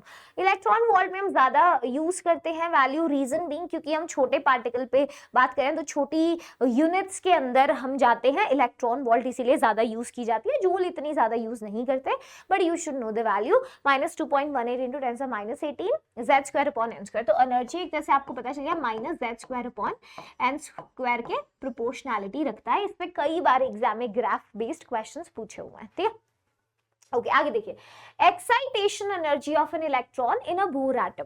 बेटा कुछ चीज आपको और पता होना चाहिए, जो आपका n इज इक्वल टू 1 जो बेस लेवल होता है, जैसे इलेक्ट्रॉन यहाँ है, इसे हम ग्राउंड लेवल बुलाते हैं, ग्राउंड स्टेट, ठीक है। जब इलेक्ट्रॉन अगर मान लो ग्राउंड स्टेट में है, एनर्जी को एब्सॉर्ब करके जब ये इसमें आएगा हायर एनर्जी स्टेट में n इज इक्वल टू 2, तो इसे फर्स्ट एक्साइटेड स्टेट बुलाएंगे, ठीक है। अच्छा ऐसे ही अगर मान लो यहां पहुंचता है इलेक्ट्रॉन एनर्जी गेन करके 3 में यहां पे, तो वो सेकंड एक्साइटेड स्टेट होगी एंड सो ऑन। तो बेसिकली मैं ये बोल सकती हूँ कि मैं ये कह सकती हूँ एक्सेप्ट एक्साइटेड स्टेट से अगर कभी आप डील कर रहे हो, तो एक्सेप्ट एक्साइटेड स्टेट के लिए जो n की वैल्यू होती है वो x+1 होती है। थर्ड एक्साइटेड स्टेट में n की वैल्यू 4 रहेगी, फिफ्थ एक्साइटेड स्टेट में कितनी रहेगी, 6 रहेगी, इस तरीके से, ठीक है। अब दो लेवल्स है आपके पास, इसमें एनर्जी डिफरेंस भी आप निकाल सकते हो। देखिए दो लेवल्स के बीच में एनर्जी डिफरेंस डेल्टा ई हम कैसे निकाल सकते हैं, हाई एनर्जी लेवल की energy minus low energy level, n2 minus n1। ध्यान से देखिएगा, एक्साइटेड स्टेट की वैल्यू याद रखना, ओके। हाँ अच्छा, अगर लोअर एनर्जी स्टेट मेंशन ना करें तो हम उसको फिर ग्राउंड स्टेट ही n इज इक्वल टू 1 ले लेते हैं, ठीक है। अच्छा अब आप मेरे को एक बात बताएंगे, जैसे नहीं तुम्हारा लाइट नहीं गया है, मजा तो आ रहा है ना सेशन में, चलो बढ़िया। ये जो अभी अंधेरा हो गया था कुछ देर पहले, जेई की तैयारी भी ऐसी ही लगती है ना, एकदम अंधेरे में। क्या हम जो पढ़ रहे हैं वो सही है, कब क्या पढ़ना है, कौन सा हाई वेटेज टॉपिक है, कहां से ज्यादा क्वेश्चन आते हैं, कुछ नहीं पता। बस कोई रोशनी बनकर आए और एक ऐसा रास्ता दिखा दे कि कब क्या पढ़ना है, कितना पढ़ना है, यहां से सबसे ज्यादा सवाल आते हैं, तो ये अंधकार अपने आप ही गायब हो जाएगा। तो बेटा कुछ ऐसा ही है हमारा एकलव्य टेस्ट सीरीज, जिसमें हमने दिन रात ये मान लो इतनी मेहनत करी है तुम्हारे लिए, एग्जैक्ट डिकोड कर दिया है जेई एग्जाम का पेपर पैटर्न, और इस साल इसी टेस्ट सीरीज से सबसे ज्यादा सवाल मैच करेंगे, डंके की चोट पे कहते हैं। इसमें हर हफ्ते आपके शेड्यूल टेस्ट रहेंगे कुछ स्पेसिफाइड टॉपिक्स के ऊपर, उसी हिसाब से आपको अपनी तैयारी करते हुए चलना। चलो सेशन को कंटिन्यू करते हैं। एनर्जी का एक्सप्रेशन देगा -13.6 into z² upon n² electron volt पर एटम। बेटा हाइड्रोजन के पहले 5 एनर्जी लेवल्स कि आपको एनर्जी कंठस्थ याद होनी चाहिए और एनर्जी डिफरेंस भी याद होने चाहिए, ठीक है। तो क्या कहा मैंने, हाइड्रोजन, जैसे आप अगर हाइड्रोजन की बात करें तो Z तो 1 होगा, n पहले लेवल की बात करें तो n भी 1 होगा, तो एनर्जी कितना है -13.6 इंटू z² अपॉन n², 1 ही होगा, जो कितना रहेगा -13.6 इलेक्ट्रॉन वोल्ट रहेगा। बोलो भाई बोलो, हाइड्रोजन के लिए मैं फर्स्ट लेवल की बात कर रही हूँ, ठीक है। अगर मैं सेकेंड लेवल की बात करूं हाइड्रोजन के, तो -13.6 इंटू z² 1² अपॉन n², 2 का स्क्वायर यानी कि 4, ये कितना आएगा बोलिए। अब मैम हमें निकालना पड़ेगा, अब मैंने बोला डिफरेंस और पहले 5 लेवल की एनर्जी कंठस्थ याद हो जाए। मैं तुम्हें टेबल प्रोवाइड कर रही हूँ अभी, मगर इसका मतलब ये नहीं है कि तुम बस ऐसे कॉपी में लिख लिया है खुद से सॉल्व करके नहीं निकालोगे, दैट इज वेरी इंपॉर्टेंट, ठीक है। तो आप जैसे मान लो सेकंड लेवल है तो 13.6 अपॉन 4 आप करोगे, ये कितना आएगा देखिए, E2 की वैल्यू 4 3 12 और 4 4 16 -3.4। अब ये एनर्जी डिफरेंस कितना है, जैसे देखो एनर्जी लेवल का डिफरेंस हाइड्रोजन के लिए E2 माइनस E1 कितना है, ये कितना है 3.4 माइनस का, और ये कितना है -13.6, so this difference would be 10.2 electron volt. कितना होगा ये 10.2 इलेक्ट्रॉन वोल्ट होगा। तो ऐसे हाइड्रोजन के पहले दो सेकेंड और फर्स्ट एनर्जी लेवल का डिफरेंस कितना है 10.2 इलेक्ट्रॉन वोल्ट है। अब इसमें क्या होता है, आगे आगे जाएंगे तो आई विल शो यू, यहाँ पे चेक ही कर लो वैल्यूज एक बार, ज्यादा बेटर रहेगा। तो हाइड्रोजन के पहले 5 लेवल्स की एनर्जी और डिफरेंस अगर याद रहेगा तो थोड़ा कैलकुलेशंस में आपको फास्ट हो जाओगे और टाइम सेव होगा। ऐसा नहीं मैंडेटरी करना ही है, नहीं भी है तो दैट इज फाइन, मगर for the sake of calculations, ठीक है। तो ये सारी एनर्जी अगेन जो हमारा ये एक्सप्रेशन है -13.6 into z² upon n² electron volt के रिस्पेक्ट में हमने निकाली है। अब क्योंकि हाइड्रोजन है बेटा, तो हाइड्रोजन एटम के लिए Z तो 1 ही रहेगा, और अगर पहले लेवल की अगर एनर्जी निकालना है तो n 1 रखेंगे, तो -13.6 जैसे अपन ने यहाँ पे अभी निकाला है ना, ये था -13.6 इलेक्ट्रॉन वोल्ट। सेकंड के लिए ऐसे ही n2 रखेंगे तो नीचे डिनोमिनेटर में 2 का स्क्वायर हो जाएगा विच इज -3.4, ऐसे डिनोमिनेटर में 3 का स्क्वायर होगा -1.51 -0.85, इतनी तो आप एक बार देख लेना, ठीक है। आप एक चीज ऑब्जर्व करोगे कि शुरू में जो पहला और दूसरा एनर्जी लेवल का डिफरेंस है वो काफी ज्यादा है, जबकि नीचे नीचे जैसे देखो आप आगे जा रहे हैं दूर और जैसे जैसे एन बढ़ रहा है तो आप देख रहे हो कि एनर्जी गैप जो है वो कम हो रहा है, यस और नो, है ना, एनर्जी गैप क्या हो रहा है, कम हो रहा है। अच्छा, तो यहाँ पे देखिए कुछ हम इस तरीके से एनर्जी लेवल डायग्राम जो है बना सकते हैं एटॉमिक हाइड्रोजन का। तो what is this, this is energy level diagram, energy level diagram for atomic hydrogen, किसके लिए बेटा, एटॉमिक हाइड्रोजन का एनर्जी लेवल डायग्राम है। तो देखो जरा पहले और दूसरे लेवल के बीच में जो डिफरेंस है एनर्जी का 10.2 इलेक्ट्रॉन वोल्ट है, मैंने इसको कैलकुलेट भी कराया था, देखो वो रहा, है ना, हमने निकाला भी था इसको। ऐसे ही आगे देखो, ऐसे फर्स्ट लेवल है यहाँ पे, है ना, और ये कौन सा लेवल है, थर्ड, तो 3E3 माइनस E1 जो डिफरेंस है 12.09 है। ऐसे ही देखिए 4 से लेके यहाँ तक 1 का जो डिफरेंस है वो 12.75 है। तो इस तरीके से आप डिफरेंस निकाल सकते हो। हमने निकाला कैसे है, you know that delta E हमने निकाला है energy of the higher orbit minus lower वाले का, है ना, ऐसे निकाला है। चलिए क्वेश्चन देखते हैं कैसे आते हैं। सवाल कहता है the ground state energy of hydrogen atom is -13.6 electron volt, the energy of second excited state of helium ion. Okay तो सबसे पहली लाइन जो आपको दी है वो आप ऑलरेडी जानते हैं कि ग्राउंड स्टेट एनर्जी, देखो हम जानते हैं एनर्जी क्या है, -13.6 इंटू Z² इलेक्ट्रॉन वोल्ट पर एटम, राइट। और हाइड्रोजन के लिए हम जानते हैं हाइड्रोजन के ग्राउंड लेवल यानी 1 क्या है, n, Z भी 1 है, n भी 1 है, तो एनर्जी तो -13.6 ही आएगी, ये तो हम जानते ही है जब हमने हाइड्रोजन के लिए पहले लेवल की रेडियस लिया है, एनर्जी लिया है, सॉरी, है ना। तो ये ना भी देता तो हमें पता ही होता। हमसे पूछा गया है कि एनर्जी बताइए second excited state of helium ion. बेटा सेकंड एक्साइटेड स्टेट तो मैंने अभी आपको सिखाया था, एक्सेप्ट एक्साइटेड स्टेट में जो n की वैल्यू है वो x+1 होती है, यानी 2+1 माने कि n की जो वैल्यू है वो कितनी है, 3 है यहाँ पर, ठीक है। अगर n 3 है शिल्पी मैम तो एनर्जी क्या होगा, -13.6 इंटू Z²। अब Z क्या होगा बेटा, हीलियम दिया गया, हीलियम आयन, है ना, तो हीलियम के लिए Z2 होता है, तो 2 का स्क्वायर यानी 4/3 का स्क्वायर यानी कि 9, -13.6 इंटू 4/9 जो कितना होना चाहिए, -6.04, है ना। तो energy comes out to be -6.04, ठीक है, इलेक्ट्रॉन वोल्ट। समझ गए हो, ध्यान से देखिए, सिंपल से क्वेश्चन है, ऐसे आते हैं एग्जाम के अंदर, ठीक है, डायरेक्ट क्वेश्चंस नोट कर लिया तो चले आगे, ठीक है। चलिए आगे देखते हैं और क्वेश्चंस। अच्छा, क्वेश्चन से पहले एक काम करो, पूरा ही खत्म कर लेते हैं बोर मॉडल। तो हमारे पास एक और टर्म है बेटा, आयोनाइजेशन एनर्जी निकालना। अगला चैप्टर पीरियोडिक प्रॉपर्टीज होगा ही अपना। आयोनाइजेशन एनर्जी यहाँ पे क्या होता है और कैसे आप इसकी बोर मॉडल की हेल्प से उसको निकाल सकते हो।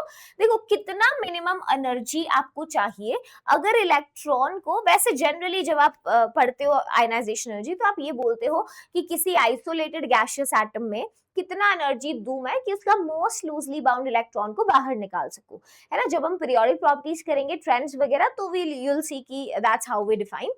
तो अब हम कैलकुलेट यहाँ कैसे करेंगे, तो कितना एनर्जी बेटा मिनिमम हमें देना पड़ेगा इलेक्ट्रॉन को ताकि हम उसको उसके ग्राउंड स्टेट से उठा करके बाहर फेंक दे, एटम से बाहर फेंकना यानी उसको इंफिनिटी के ऊपर पहुंचा देना, सही बात है ना। तो क्या हुआ, देखो आयोनाइजेशन एनर्जी क्या बनेगा, आयोनाइजेशन एनर्जी होगा कितनी एनर्जी रिक्वायर्ड है, कितना मिनिमम एनर्जी हमें एक इलेक्ट्रॉन को देना पड़ेगा जब वो इलेक्ट्रॉन अपनी ग्राउंड स्टेट में है ताकि उसको उठा के हम बाहर फेंक दे इंफिनिटी पे। तो यानी बेटा हायर लेवल मतलब ई इंफिनिटी माइनस ग्राउंड स्टेट का एनर्जी E1, सही बात है, ऐसे निकाल सकते हैं, बोलिए भाई, बिल्कुल निकाल सकते हैं। अब आयोनाइजेशन एनर्जी ये कितना है, -13.6 इंटू Z²/n²। अब n कितना है बेटा, इंफिनिटी है, तो Z² अपॉन इंफिनिटी का स्क्वायर, ये तो 0 बनेगा, minus -13.6 into Z square upon N square. अब यहाँ पे एन क्या है, 1 है, तो 1 का स्क्वायर कितना बनेगा, 1 स्क्वायर, 1 ही रहेगा, है ना। तो यानी आयोनाइजेशन एनर्जी कितना बनेगा, +13.6 इंटू जेड स्क्वायर। क्या मैं ये बोल सकती हूँ, देखिए बेटा, +13.6 जेड स्क्वायर, बोलो जल्दी बोलो, +13.6 जेड स्क्वायर, यस। अच्छा यूनिट क्या है, क्योंकि हमने इलेक्ट्रॉन वोल्ट वाला ही एक्सप्रेशन लिया है, तो इलेक्ट्रॉन वोल्ट पर एटम। अब मजे की बात सुनिए, आयोनाइजेशन एनर्जी पॉजिटिव है, बिल्कुल पॉजिटिव है बेटा। आयोनाइजेशन एनर्जी हमारा खर्चा होता है, कितनी एनर्जी हम दे रहे हैं कि उसके एटम से हम उसका इलेक्ट्रॉन जो है वो बाहर निकाल के ला रहे हैं। तो this is the expense that we are doing, and ionisation energy is always endothermic for the neutral atom, है ना, एंडोथर्मिक है। तो मतलब वो मिनिमम एनर्जी जो मुझे देना पड़ेगा किसी इलेक्ट्रॉन को, ताकि उसको मैं ग्राउंड स्टेट से उठा के बाहर पटक दूं, यानी इंफिनिटी में भेज दूं, वही क्या है, अपना आयोनाइजेशन एनर्जी होता है, ठीक है। E इंफिनिटी माइनस E1, अब यहाँ E infinity -13.6 Z square upon infinity square, जो पूरा जीरो बनेगा, minus -13.6 Z square upon N square. अब यहाँ पे एन स्क्वायर ग्राउंड स्टेट से उठा के बाहर फेंका है, तो ग्राउंड स्टेट की एन वैल्यू 1 है, तो this expression simplifies to 13.6 into Z square electron volt पर एटम, ठीक है।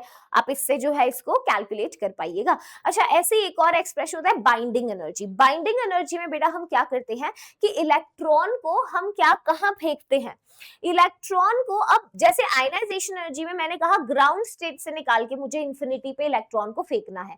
अगर बेटा जरूरी नहीं है ग्राउंड स्टेट हो, कोई भी nth के अंदर कोई भी nth ऑर्बिट में इलेक्ट्रॉन पड़ा है, उसको निकाल के अगर हम इंफिनिटी पे पहुंचे भेज देंगे। देखिए, energy required to move an electron from any state n to infinity. तो आयनाइजेशन में मैंने बोला ग्राउंड से इंफिनिटी, यहाँ मैं बोली हूँ कोई भी स्टेट n से इंफिनिटी अगर भेजना है तो बाइंडिंग एनर्जी है, जो कैसे निकलेगा, 13.6 into Z square upon N square electron volt पर एटम, ठीक है, ऐसे निकलेगा। हालांकि बाइंडिंग एनर्जी से ज्यादा सवाल वगैरह आते नहीं है, बट स्टिल आप एक्सप्रेशन देख लीजिएगा। इसमें कैसे निकाला है मैम, बिल्कुल ऐसे ही, इंफिनिटी पे इलेक्ट्रॉन को पटकना है, कहां से, n से, तो ये तो वही रहेगा। देखिए, इंफिनिटी में -13.6 into Z square upon N square -13.6 Z square upon N square, तो ये पूरा सिंप्लीफाई होके तो जीरो बनेगा, तो expression 13.6 Z square upon N square electron volt पर एटम बनेगा।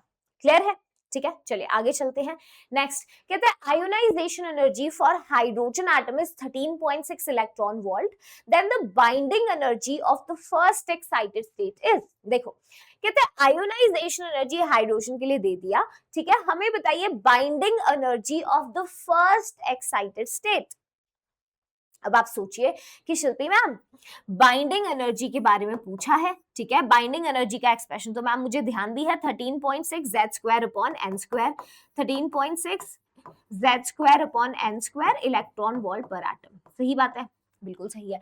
पहली line ionisation energy hydrogen atom 13.6 है, ये बात समझ रहे हो, देखो हाइड्रोजन एटम का आयनाइजेशन एनर्जी बेटा 13.6 है, 13.6 इंटू जेड स्क्वायर 13.6 ही आता है ना, तो नहीं भी पता तो दैट इज फाइन, हम ऐसे कर सकते हैं। हमें निकालना है binding energy first excited state, है ना, binding energy of the first excited state in hydrogen atom only. तो फर्स्ट एक्साइटेड स्टेट के लिए आप ये बताइए n की वैल्यू क्या होगी, 1 + 1 दैट इज 2, सही बात है, यस बिल्कुल सही है। और क्या निकलेगा binding energy 13.6 into Z square, hydrogen की बात कर रहे हैं तो 1 का स्क्वायर अपॉन n स्क्वायर यानी 4। अब आंसर आपको चमक जाएगा, इसमें तो कुछ भी नहीं था मैम, 3.4 इलेक्ट्रॉन वोल्ट आ जाएगा, है ना, 3.4 है, दिख रहा है आपको, तो ऑप्शन नंबर ए जो है that is the correct answer, ठीक है। 13.6 को सीधा सीधा हमने क्या किया, 4 से डिवाइड कर दिया। हाँ चलिए, तो अब हमारे सामने हमने बोर मॉल के जितने फॉर्मूलेज हैं मेनली हमने सब डिस्कस कर लिए, बस दो और हैं, फ्रीक्वेंसी और टाइम पीरियड, ये भी सुनना, फिर हम ड्रॉबैक्स देखेंगे, ठीक है बेटा। देखो मैं बस यही रिक्वेस्ट करूंगी आप सबसे कि आप सारे सेशंस को प्लीज टाइमली लगाइएगा, ओके आज का जो टॉपिक है ये इजी ही था, इतना मुश्किल नहीं था। पहला सेशन अक्सर हर चैप्टर का आपको आसान ही लगेगा थोड़ा, तो इसमें हमने क्या बातचीत करी, इलेक्ट्रोमैग्नेटिक रेडिएशंस वेव के बारे में कुछ कैरेक्टरिस्टिक्स हमने डिस्कस किए, है ना। Then we have talked about the Bohr model, Bohr model के डेरिवेशंस भी मैंने आपको करा दिए हैं, सारे एक्सप्रेशंस करा दिए हैं, एक फॉर्मूला शीट दे दूंगी तुम्हें सेशन नोट्स के अंदर डालकर, ठीक है। तो फॉर्मूला शीट ये नहीं कह रही खुद बना लेना, चलो दे ही रही हो, उसको पढ़ लेना, रिवाइज कर लेना, दीवार पे चिपका लेना, इतना कर लेना, क्योंकि यहाँ से फॉर्मूला बेस्ड क्वेश्चंस आते हैं। अगले सेशन में हाइड्रोजन स्पेक्ट्रम और फिर आगे की चीजें जो है हम डिस्कस करेंगे, राइट। चले तो वापस आते हैं बेटा, इसमें से आपको रेडियस का पता चल गया, एक्सप्रेशन वेलोसिटी हम निकाल कर आए हैं, इसमें फ्रीक्वेंसी और टाइम पीरियड शायद नया है आपके लिए। तो मैम क्या पूरा पूरा वैल्यू याद रखना है फ्रीक्वेंसी टाइम पीरियड का? तो आई वुड जस्ट से कि पूरा फॉर्मूले पे तो क्वेश्चन नहीं आया फ्रीक्वेंसी टाइम से, ऐसा नहीं है नहीं आ सकता, बिल्कुल आ सकता है, मगर the least that you have to remember वो सुन लो। देखो टाइम फॉर वन रिवोल्यूशन मतलब कितने समय में इलेक्ट्रॉन एक रिवोल्यूशन जो है अपना पूरा करता है। तो एक चक्री में कितना डिस्टेंस कवर करता है, सर्कमफ्रेंस के बराबर 2 पाई आर, है ना। तो टाइम पीरियड क्या है, कितना डिस्टेंस ट्रेवल किया बेटा एक रिवोल्यूशन में 2 पाई आर, और कितनी स्पीड से किया, v से, v वेलोसिटी से किया, ठीक है। अब देखो यहाँ पे 2 और पाई तो कांस्टेंट है, तो क्या मैं ये बोल सकती हूँ कि टाइम जो है प्रोपोर्शनल है r अपॉन v के। अब r किसके प्रोपोर्शनल है, n स्क्वायर अपॉन z के, और बेटा v किसके प्रोपोर्शनल है, z अपॉन n के। तो यानी कि हम ये बात बोल सकते हैं time period is proportional to n cube upon z square. समझ गए, ये प्रोपोर्शनैलिटी ध्यान रखिएगा, दिस इज इंपॉर्टेंट। ये है एक रिवोल्यूशन के लिए कितना समय लगा। अब फ्रीक्वेंसी क्या होता है, नंबर ऑफ रिवोल्यूशंस मेड पर सेकंड, और बेटा ये टाइम पीरियड का क्या होता है, रेसिप्रोकल होता है, ठीक है। फ्रीक्वेंसी तो इसका मतलब फ्रीक्वेंसी किसके प्रोपोर्शनल है, टाइम पीरियड था n cube upon z square, तो ये z square upon n cube के प्रोपोर्शनल है। तो आगे का चाहे वैल्यू याद ना रहे, इससे क्वेश्चंस नहीं पूछे गए हैं, मगर इस पार्ट से पूछते हैं कि प्रोपोर्शनैलिटी कैसे है। हो सकता है यहाँ से भी क्वेश्चन पूछ लिया जाए आगे, जिस तरीके के सवाल एनटीए पूछ रहा है, इट इज वेरी अनप्रिडिक्टेबल, तो we have to be prepare for the worst scenario. NTA के भाई मूड स्विंग तो जाके हम ठीक नहीं कर सकते ना, मगर हम अपनी मेहनत के ऊपर हम उस पे जोर दे सकते हैं कि हम क्या कर रहे हैं, व्हाट वी आर डूइंग। तो be the change you want to see in the world. तो अगर सिस्टम में कोई चेंज करना है, पहले तो हम खुद ही बदलेंगे अपने आप को, क्योंकि वी नो कितना लेस लाइकली है सिस्टम का चेंज होना, मगर हमारा चेंज होना हमारे हाथ में है। तो अपनी मेहनत को 2 गुना 3 गुना कर दो कि सिस्टम भी तुम्हारे सामने फेल पड़ जाए, ओके। चले तो ये सारा बेटा बोर मॉडल के अपने एक्सप्रेशंस थे। तो अब अगर ड्रॉबैक्स की बात करें, मैम इतना बढ़िया मॉडल है, कमाल का खतरनाक, तो गलती कहाँ हो गई, दिक्कत कहाँ है शिल्पी मैम? तो बेटा दिक्कत यहाँ है कि अभी आप आगे हाइड्रोजन स्पेक्ट्रम पढ़ेंगे, तो इसमें क्या हुआ ना, बोर ने it fails to account the finer details of the hydrogen atom spectrum observed. अभी आपने स्पेक्ट्रम पढ़ा नहीं है, अगले सेशन में पढ़ेंगे, मगर जो हाइड्रोजन स्पेक्ट्रम था that was a line spectrum, है ना। तो आपने अलग अलग लाइंस देखे होंगे। तो अब क्या हुआ यहाँ पे, वो लाइंस को जब हमने हाई रेजोल्यूशन माइक्रोस्कोप में जाके देखा, मतलब हाई रेजोल्यूशन पे स्टडी किया, let's say not just microscope, है ना, हाई रेजोल्यूशन पे जब हमने उसको विजुअलाइज किया, तो हम ये पाते हैं कि उसमें जो उनकी लाइंस हैं वो फर्दर स्प्लिटेड है, ठीक है। तो जैसे एक लाइन है डबलेट, जैसे एक आपकी लाइन थी, अब आपने देखा ये तो फाइनर डबलेट में टूटा हुआ है, पास जाके पता चला। तो ये जो स्प्लिटिंग ऑफ लाइंस था, ये फाइनर डिटेल्स जो है वो नहीं बता पाए। कुछ इस तरीके से आप देखिए, जैसे ये एक हमारी स्पेक्ट्रल लाइन है, अब जब उसको हाई रेजोल्यूशन पे देखा तो एक नहीं 2 थे भैया, ये तो अब ये तो बोर बाबा कहते हैं मैं कैसे बता सकता हूँ, मुझे कौन सा दिख रहा है भाई। This model is unable to explain the spectrum of the atoms other than hydrogen। इन्होंने सिर्फ हाइड्रोजन स्पेक्ट्रम पर ही बात की थी, सिंगल इलेक्ट्रॉन मल्टी इलेक्ट्रॉन का तो कोई बातचीत है ही नहीं पूरे मॉडल में। एक सबसे बड़ा ड्रॉबैक ये है कि ये पूरा का पूरा इलेक्ट्रॉन को पार्टिकल मान के बना हुआ है, इसमें इलेक्ट्रॉन के वेव नेचर की संभावनाएं दूर दूर तक शामिल नहीं है। जो हम आगे जब क्वांटम मैकेनिकल मॉडल तक पहुंचेंगे तो हम ये कहेंगे कि भैया इलेक्ट्रॉन का है, हमें नहीं पता, हमें तो सिर्फ ये पता है उसकी प्रोबेबिलिटी बता सकते हैं कि इस समय भाई यहाँ इलेक्ट्रॉन के पाए जाने की संभावनाएं सबसे ज्यादा है। अब मिले ना मिले मुझे क्या पता भाई, है ना, इधर उधर गया हो तफरियां मारने, हमें क्या पता। तो वो इन्होंने पूरा एकदम इलेक्ट्रॉन को पार्टिकल मान के सारी चीजें डिफाइन कर दी थी, ठीक है। अच्छा, एक और चीज, ऐसे ही बेटा जो स्पेक्ट्रल लाइंस थी, ये स्पेक्ट्रल लाइंस पे जब हम मैग्नेटिक फील्ड और इलेक्ट्रिक फील्ड लगाते थे तो ये जो लाइंस है स्प्लिट हो जाती थी मल्टीपल लाइंस के अंदर। कैसे शिल्पी मैम? देखो कुछ ऐसे, जैसे यहाँ पर देख लीजिए एक लाइन है, दो है ना, तीन ऐसे इंडिविजुअल, यहाँ पे मैग्नेटिक फील्ड नहीं लगा, जैसे ही मैग्नेटिक फील्ड लगाया या इलेक्ट्रिक फील्ड लगाया, आप देखो ये लाइन कितनी लाइन में स्प्लिट हो गई, ये भी स्प्लिट हो गई, ऐसी स्प्लिटिंग मिली। अब ये तो इन्होंने नहीं बताया कि भाई मुझको नहीं पता, ठीक है, इन्होंने कोई बॉन्ड फॉर्मेशन के बारे में बातचीत नहीं की थी, तो ये इनके जो है मेजर ड्रॉबैक्स थे। अच्छा, ये कभी कभी पूछ लेता है कि जो स्पेक्ट्रल लाइंस हैं जब इनकी स्प्लिटिंग होती है बेटा मैग्नेटिक फील्ड में, तो उसको जीमन इफेक्ट बुलाते हैं, ठीक है। इलेक्ट्रिक फील्ड में जब स्प्लिटिंग होती है तो उसे स्टार्क इफेक्ट बुलाते हैं, तो Zeeman effect and Stark effect, ठीक है। तो ये पॉइंट्स थे, तो ये मेन लिमिटेशंस थे। आगे हाइड्रोजन स्पेक्ट्रम पढ़ेंगे, कुछ क्वेश्चंस करते हैं अब, ओके। देखिए सवाल कहते हैं, for hydrogen like species which of the following graph provides the most appropriate representation of E versus Z for a constant N. तो बेटा देखिए एनर्जी क्या है, -13.6 into Z square upon N square, right. उसने कहा है कि भैया n जो है वो कांस्टेंट है, तो n कांस्टेंट है तो एनर्जी क्या है, -13.6 इंटू जेड स्क्वायर, यानी E is proportional to minus Z square. अब इसने यही ग्राफ दिया, E वर्सेस Z का ग्राफ दिया है। कैसा ग्राफ होगा, डाउनवर्ड ओपनिंग पैराबोला, है ना। तो इस तरीके से सैड हो गए ए, तो इस वाले क्वाड्रेंट में यहाँ पे जो नेगेटिव है ना, इधर लाई करेगा ग्राफ, राइट। तो ये आपका जो डी है that is the correct graph. कर सकते हैं, बोलिए यस।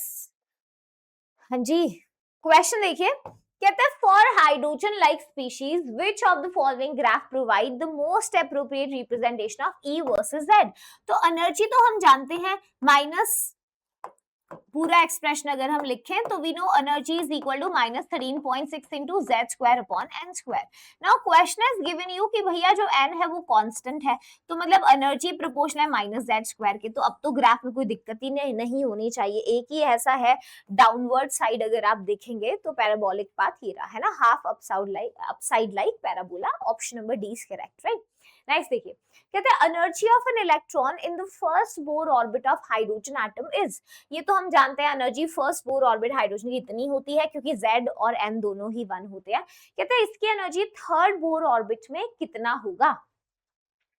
फर्स्ट बोर ऑर्बिट में इतनी है, तो बेटा energy in third Bohr orbit, तो थर्ड बोर ऑर्बिट में कितनी एनर्जी होगी, अब आप खुद ही बताइए कि एनर्जी किसके प्रोपोर्शनल है, माइनस, या आप पूरी ही वैल्यू अगर आप लिखना चाहो, ये लो पूरा एक्सप्रेशन देखो, तो दिस इज -2.18 इंटू 10⁻18 जूल्स, क्योंकि Z square upon N square 1 था, ये वाला पॉइंट था, ठीक है। तो इसने क्या बोला, थर्ड बोर ऑर्बिट में -2.18 इंटू 10⁻18 और Z square upon N square, तो जेड स्क्वायर बेटा हाइड्रोजन ही है 1 स्क्वायर, और एन का स्क्वायर यानी 3 का स्क्वायर, दैट इज 9। तो 1/9 ऑफ दिस वैल्यू, देखो इस वैल्यू का 1/9 पोर्शन है, तो यानी ऑप्शन नंबर ए जो है वो करेक्ट होगा। तो बोर मॉल से बहुत छोटे छोटे क्वेश्चंस आते हैं, भी एडवांस का क्वेश्चन दिखाऊंगी, वो भी ऐसे चिरकुट सा सवाल आया हुआ है। आगे देखिए नेक्स्ट, कहता है according to Bohr model of hydrogen atom the angular momentum of an electron in a given stationary state is quantized. बिल्कुल सही बात है बेटा, ये जो स्टेटमेंट है बोर मॉडल की है, और we know that mvr is equal to nh/2π। So atom में वही ऑर्बिट्स अलाउड होते हैं जिनका एंगुलर मोमेंटम h/2π का क्या है, इंटीग्रल मल्टीपल है, राइट। सेकंड, कहते हैं concept of electron in Bohr's orbit violates the Heisenberg uncertainty principle. एकदम सही बात है। अगले सेशन में देखेंगे हम, जो हाइजेनबर्ग अनसर्टेनिटी प्रिंसिपल है वो ये कहता है कि फास्ट मूविंग माइक्रोस्कोपिक पार्टिकल्स का साइमल्टेनियसली हम पोजीशन और जो मोमेंटम है वो कैलकुलेट करके नहीं बता सकते हैं। तो आपने बोर मॉडल में सीधा सीधा सब कुछ ही कैलकुलेट कर दिया पार्टिकल मान के, है ना, तो ये बात भी सही है। तो दोनों ही स्टेटमेंट सही है एकदम, तो option number B was correct, right. आगे देखिए नेक्स्ट क्वेश्चन, कहता है energy of an electron in the first Bohr orbit of hydrogen atom इतना है, the magnitude of energy value of an electron in the first excited state of beryllium ion. देखो वैसा ही question 25 में पूछा गया है। देखिए देखो मैग्नीट्यूड पूछा है, energy value of electron in first excited state of beryllium ion, तो आप जानते हो -13.6 into Z square upon N square electron volt में, है ना। अच्छा, फर्स्ट एक्साइटेड स्टेट, बेटा फर्स्ट एक्साइटेड स्टेट के लिए n की वैल्यू क्या है, 1 + 1 दैट इज 2 है ना। और क्योंकि बेरिलियम है तो हाइड्रोजन, हीलियम, लिथियम, बेरिलियम, तो बेरिलियम के लिए z की वैल्यू है 4 अपना, तो एनर्जी क्या है -13.6 इंटू z² यानी 16 अपॉन n², 2 का स्क्वायर यानी कि 4, तो -13.6 इंटू 4। तो ध्यान से देखो क्या होनी चाहिए वैल्यू, 54 होना चाहिए आपका ऑप्शन जो मैच करेगा। बोलो भाई 13.6 इंटू 4 दे रखा है, 6 और 20 54.4 है ना, तो आंसर वुड बी 54 ओनली, है ना, वही दे रखा है आपको ऑप्शन में। तो we will have the answer as 54.4 electron volt, ठीक है, 54.4 इलेक्ट्रॉन वोल्ट। तो ये भी क्वेश्चन वैसा ही है, डायरेक्ट एक्सप्रेशन बेस्ड है, कर सकते थे। यस अच्छा, इसमें ये देख लीजिएगा बेटा मैग्नीट्यूड ही पूछा है इसलिए हमने 54.4 किया, अदरवाइज वैल्यू तो यू नो नेगेटिव है क्योंकि electron is under the attractive force of the nucleus, right. Okay चलिए एक क्वेश्चन और दिखाती हूँ, देखो एडवांस का, लेट्स डू इट, ऐसा ही है वो भी। तो ये वाला क्वेश्चन देखिए, देखो पैसेज बेस्ड सवाल था, 2019 एडवांस में पूछा गया था। क्वेश्चन कहता है consider the Bohr model of single electron atom where electron moves around the nucleus. In the following list 1 and 2 they contain some quantities of the nth orbit of the atom, and list 2 में है options they depend on। सीधा सीधा bore atomic model का सवाल था और advance 2019, बहुत पुरानी बात भी नहीं है। तो आप देखेंगे रेडियस ऑफ nth ऑर्बिट, बेटा तो जो रेडियस है nth ऑर्बिट का we know that run to z, n² के डायरेक्टली प्रोपोर्शनल, z के इनवर्सली है, और वहां सारे में n दे रखा है, तो n की पावर 2 यानी 1 जो है आपका t से मैच करना चाहिए। और तुम्हें पता है हंसी की बात क्या है, ये देखो angular momentum of the electron in nth orbit, आप जानते हो mvr is equal to nh/2 pi, तो ये किसके प्रोपोर्शनल है, एंगुलर मोमेंटम n के डायरेक्टली प्रोपोर्शनल है, मतलब बेटा आपका 2 किससे मैच होना चाहिए, s से मैच होना चाहिए।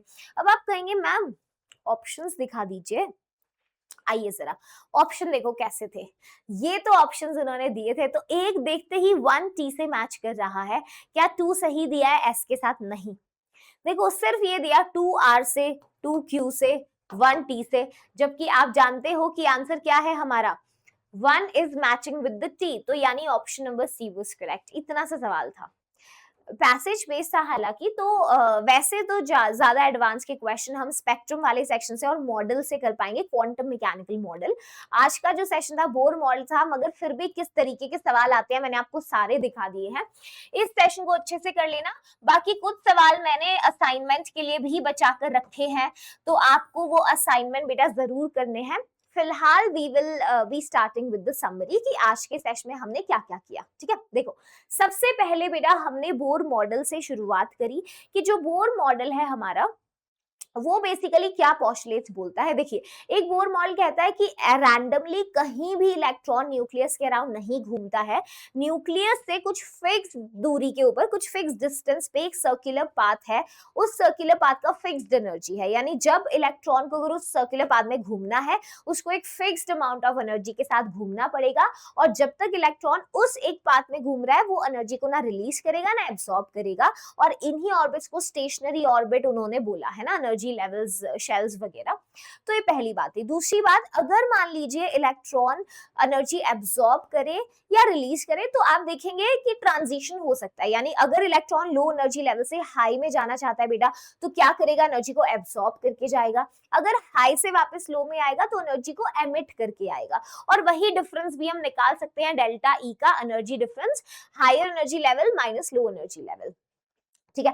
प्लैंक्स क्वांटम थ्योरी की हमने बात की, और उसी प्लैंक्स क्वांटम थ्योरी का जो क्वांटाइजेशन है वो यहाँ पे यूज किया गया कि E जो एनर्जी है h न्यू, राइट। तो क्या कहा था प्लैंक ने कि भाई अगर लाइट की बात करो तो एक सिंगल फोटोन है जो उसकी एनर्जी उसकी फ्रीक्वेंसी ऑफ रेडिएशन की डायरेक्टली प्रोपोर्शनल है, तो एक फोटोन की एनर्जी क्या होगी h nu, n number of photons है तो E is equal to n h nu, है ना, यानी कि जो एनर्जी है वो हमेशा h न्यू का ही इंटीग्रल मल्टीपल होगा, उसे ही क्वांटाइजेशन बोला, और वो यहाँ पे यूज भी हुआ बोर के मॉडल में।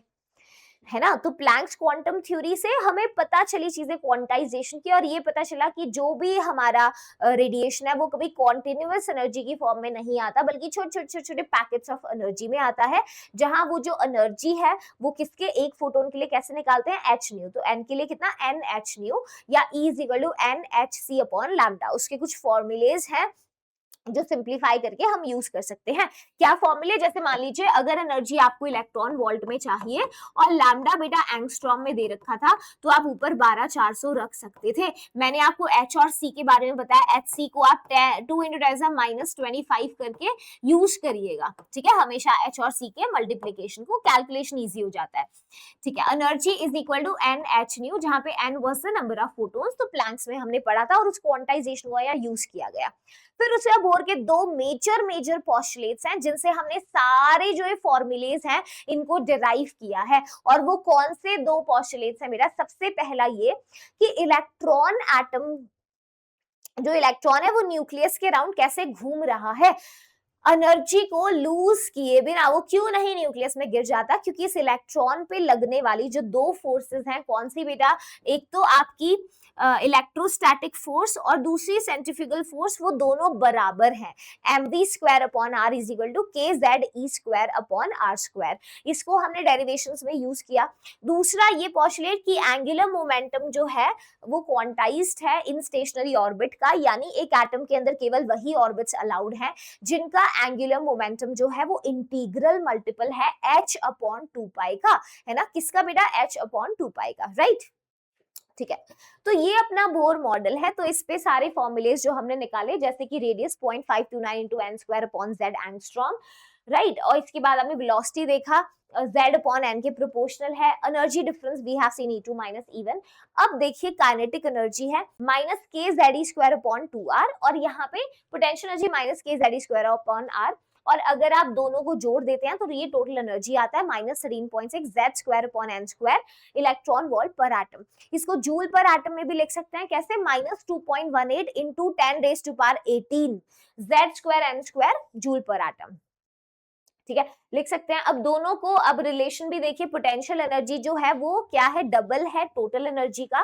काइनेटिक एनर्जी क्या है बेटा, नेगेटिव है टोटल एनर्जी के। तो ये सब हमने डिराइव करना सीख लिया है। इसके बाद ओवरऑल जो फॉर्मूले बोर मॉडल के अपने निकलते हैं वो यही वाले हैं, जिसमें फ्रीक्वेंसी टाइम पीरियड भी वी नो कि जो टाइम पीरियड है एक रिवोल्यूशन जब इलेक्ट्रॉन को पूरा करना है तो उसके लिए कितना जो समय है उसको लगा होगा, तो which was 2πr upon v, है ना। मतलब कितने समय में एक रिवोल्यूशन पूरा हो, तो कितना डिस्टेंस कवर किया, कितनी स्पीड से किया, तो 2πr अपॉन v है, ये टाइम है। और r किसके प्रोपोर्शनल है, n² अपॉन z के, v किसके प्रोपोर्शनल है, z अपॉन n।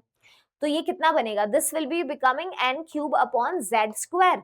और जो हमारा फ्रीक्वेंसी है वो टाइम पीरियड का इनवर्स है, राइट। इसके बाद हमने ग्राउंड स्टेट को डिफाइन किया, एक्सेथ एक्साइटेड स्टेट को डिफाइन किया। तो कभी भी आपके पास अगर एक्सेथ एक्साइटेड स्टेट दे रखा होता है तो उसका n वैल्यू क्या होता है, x+1। ये चीजें हैं जो हमने डिस्कस किए हैं।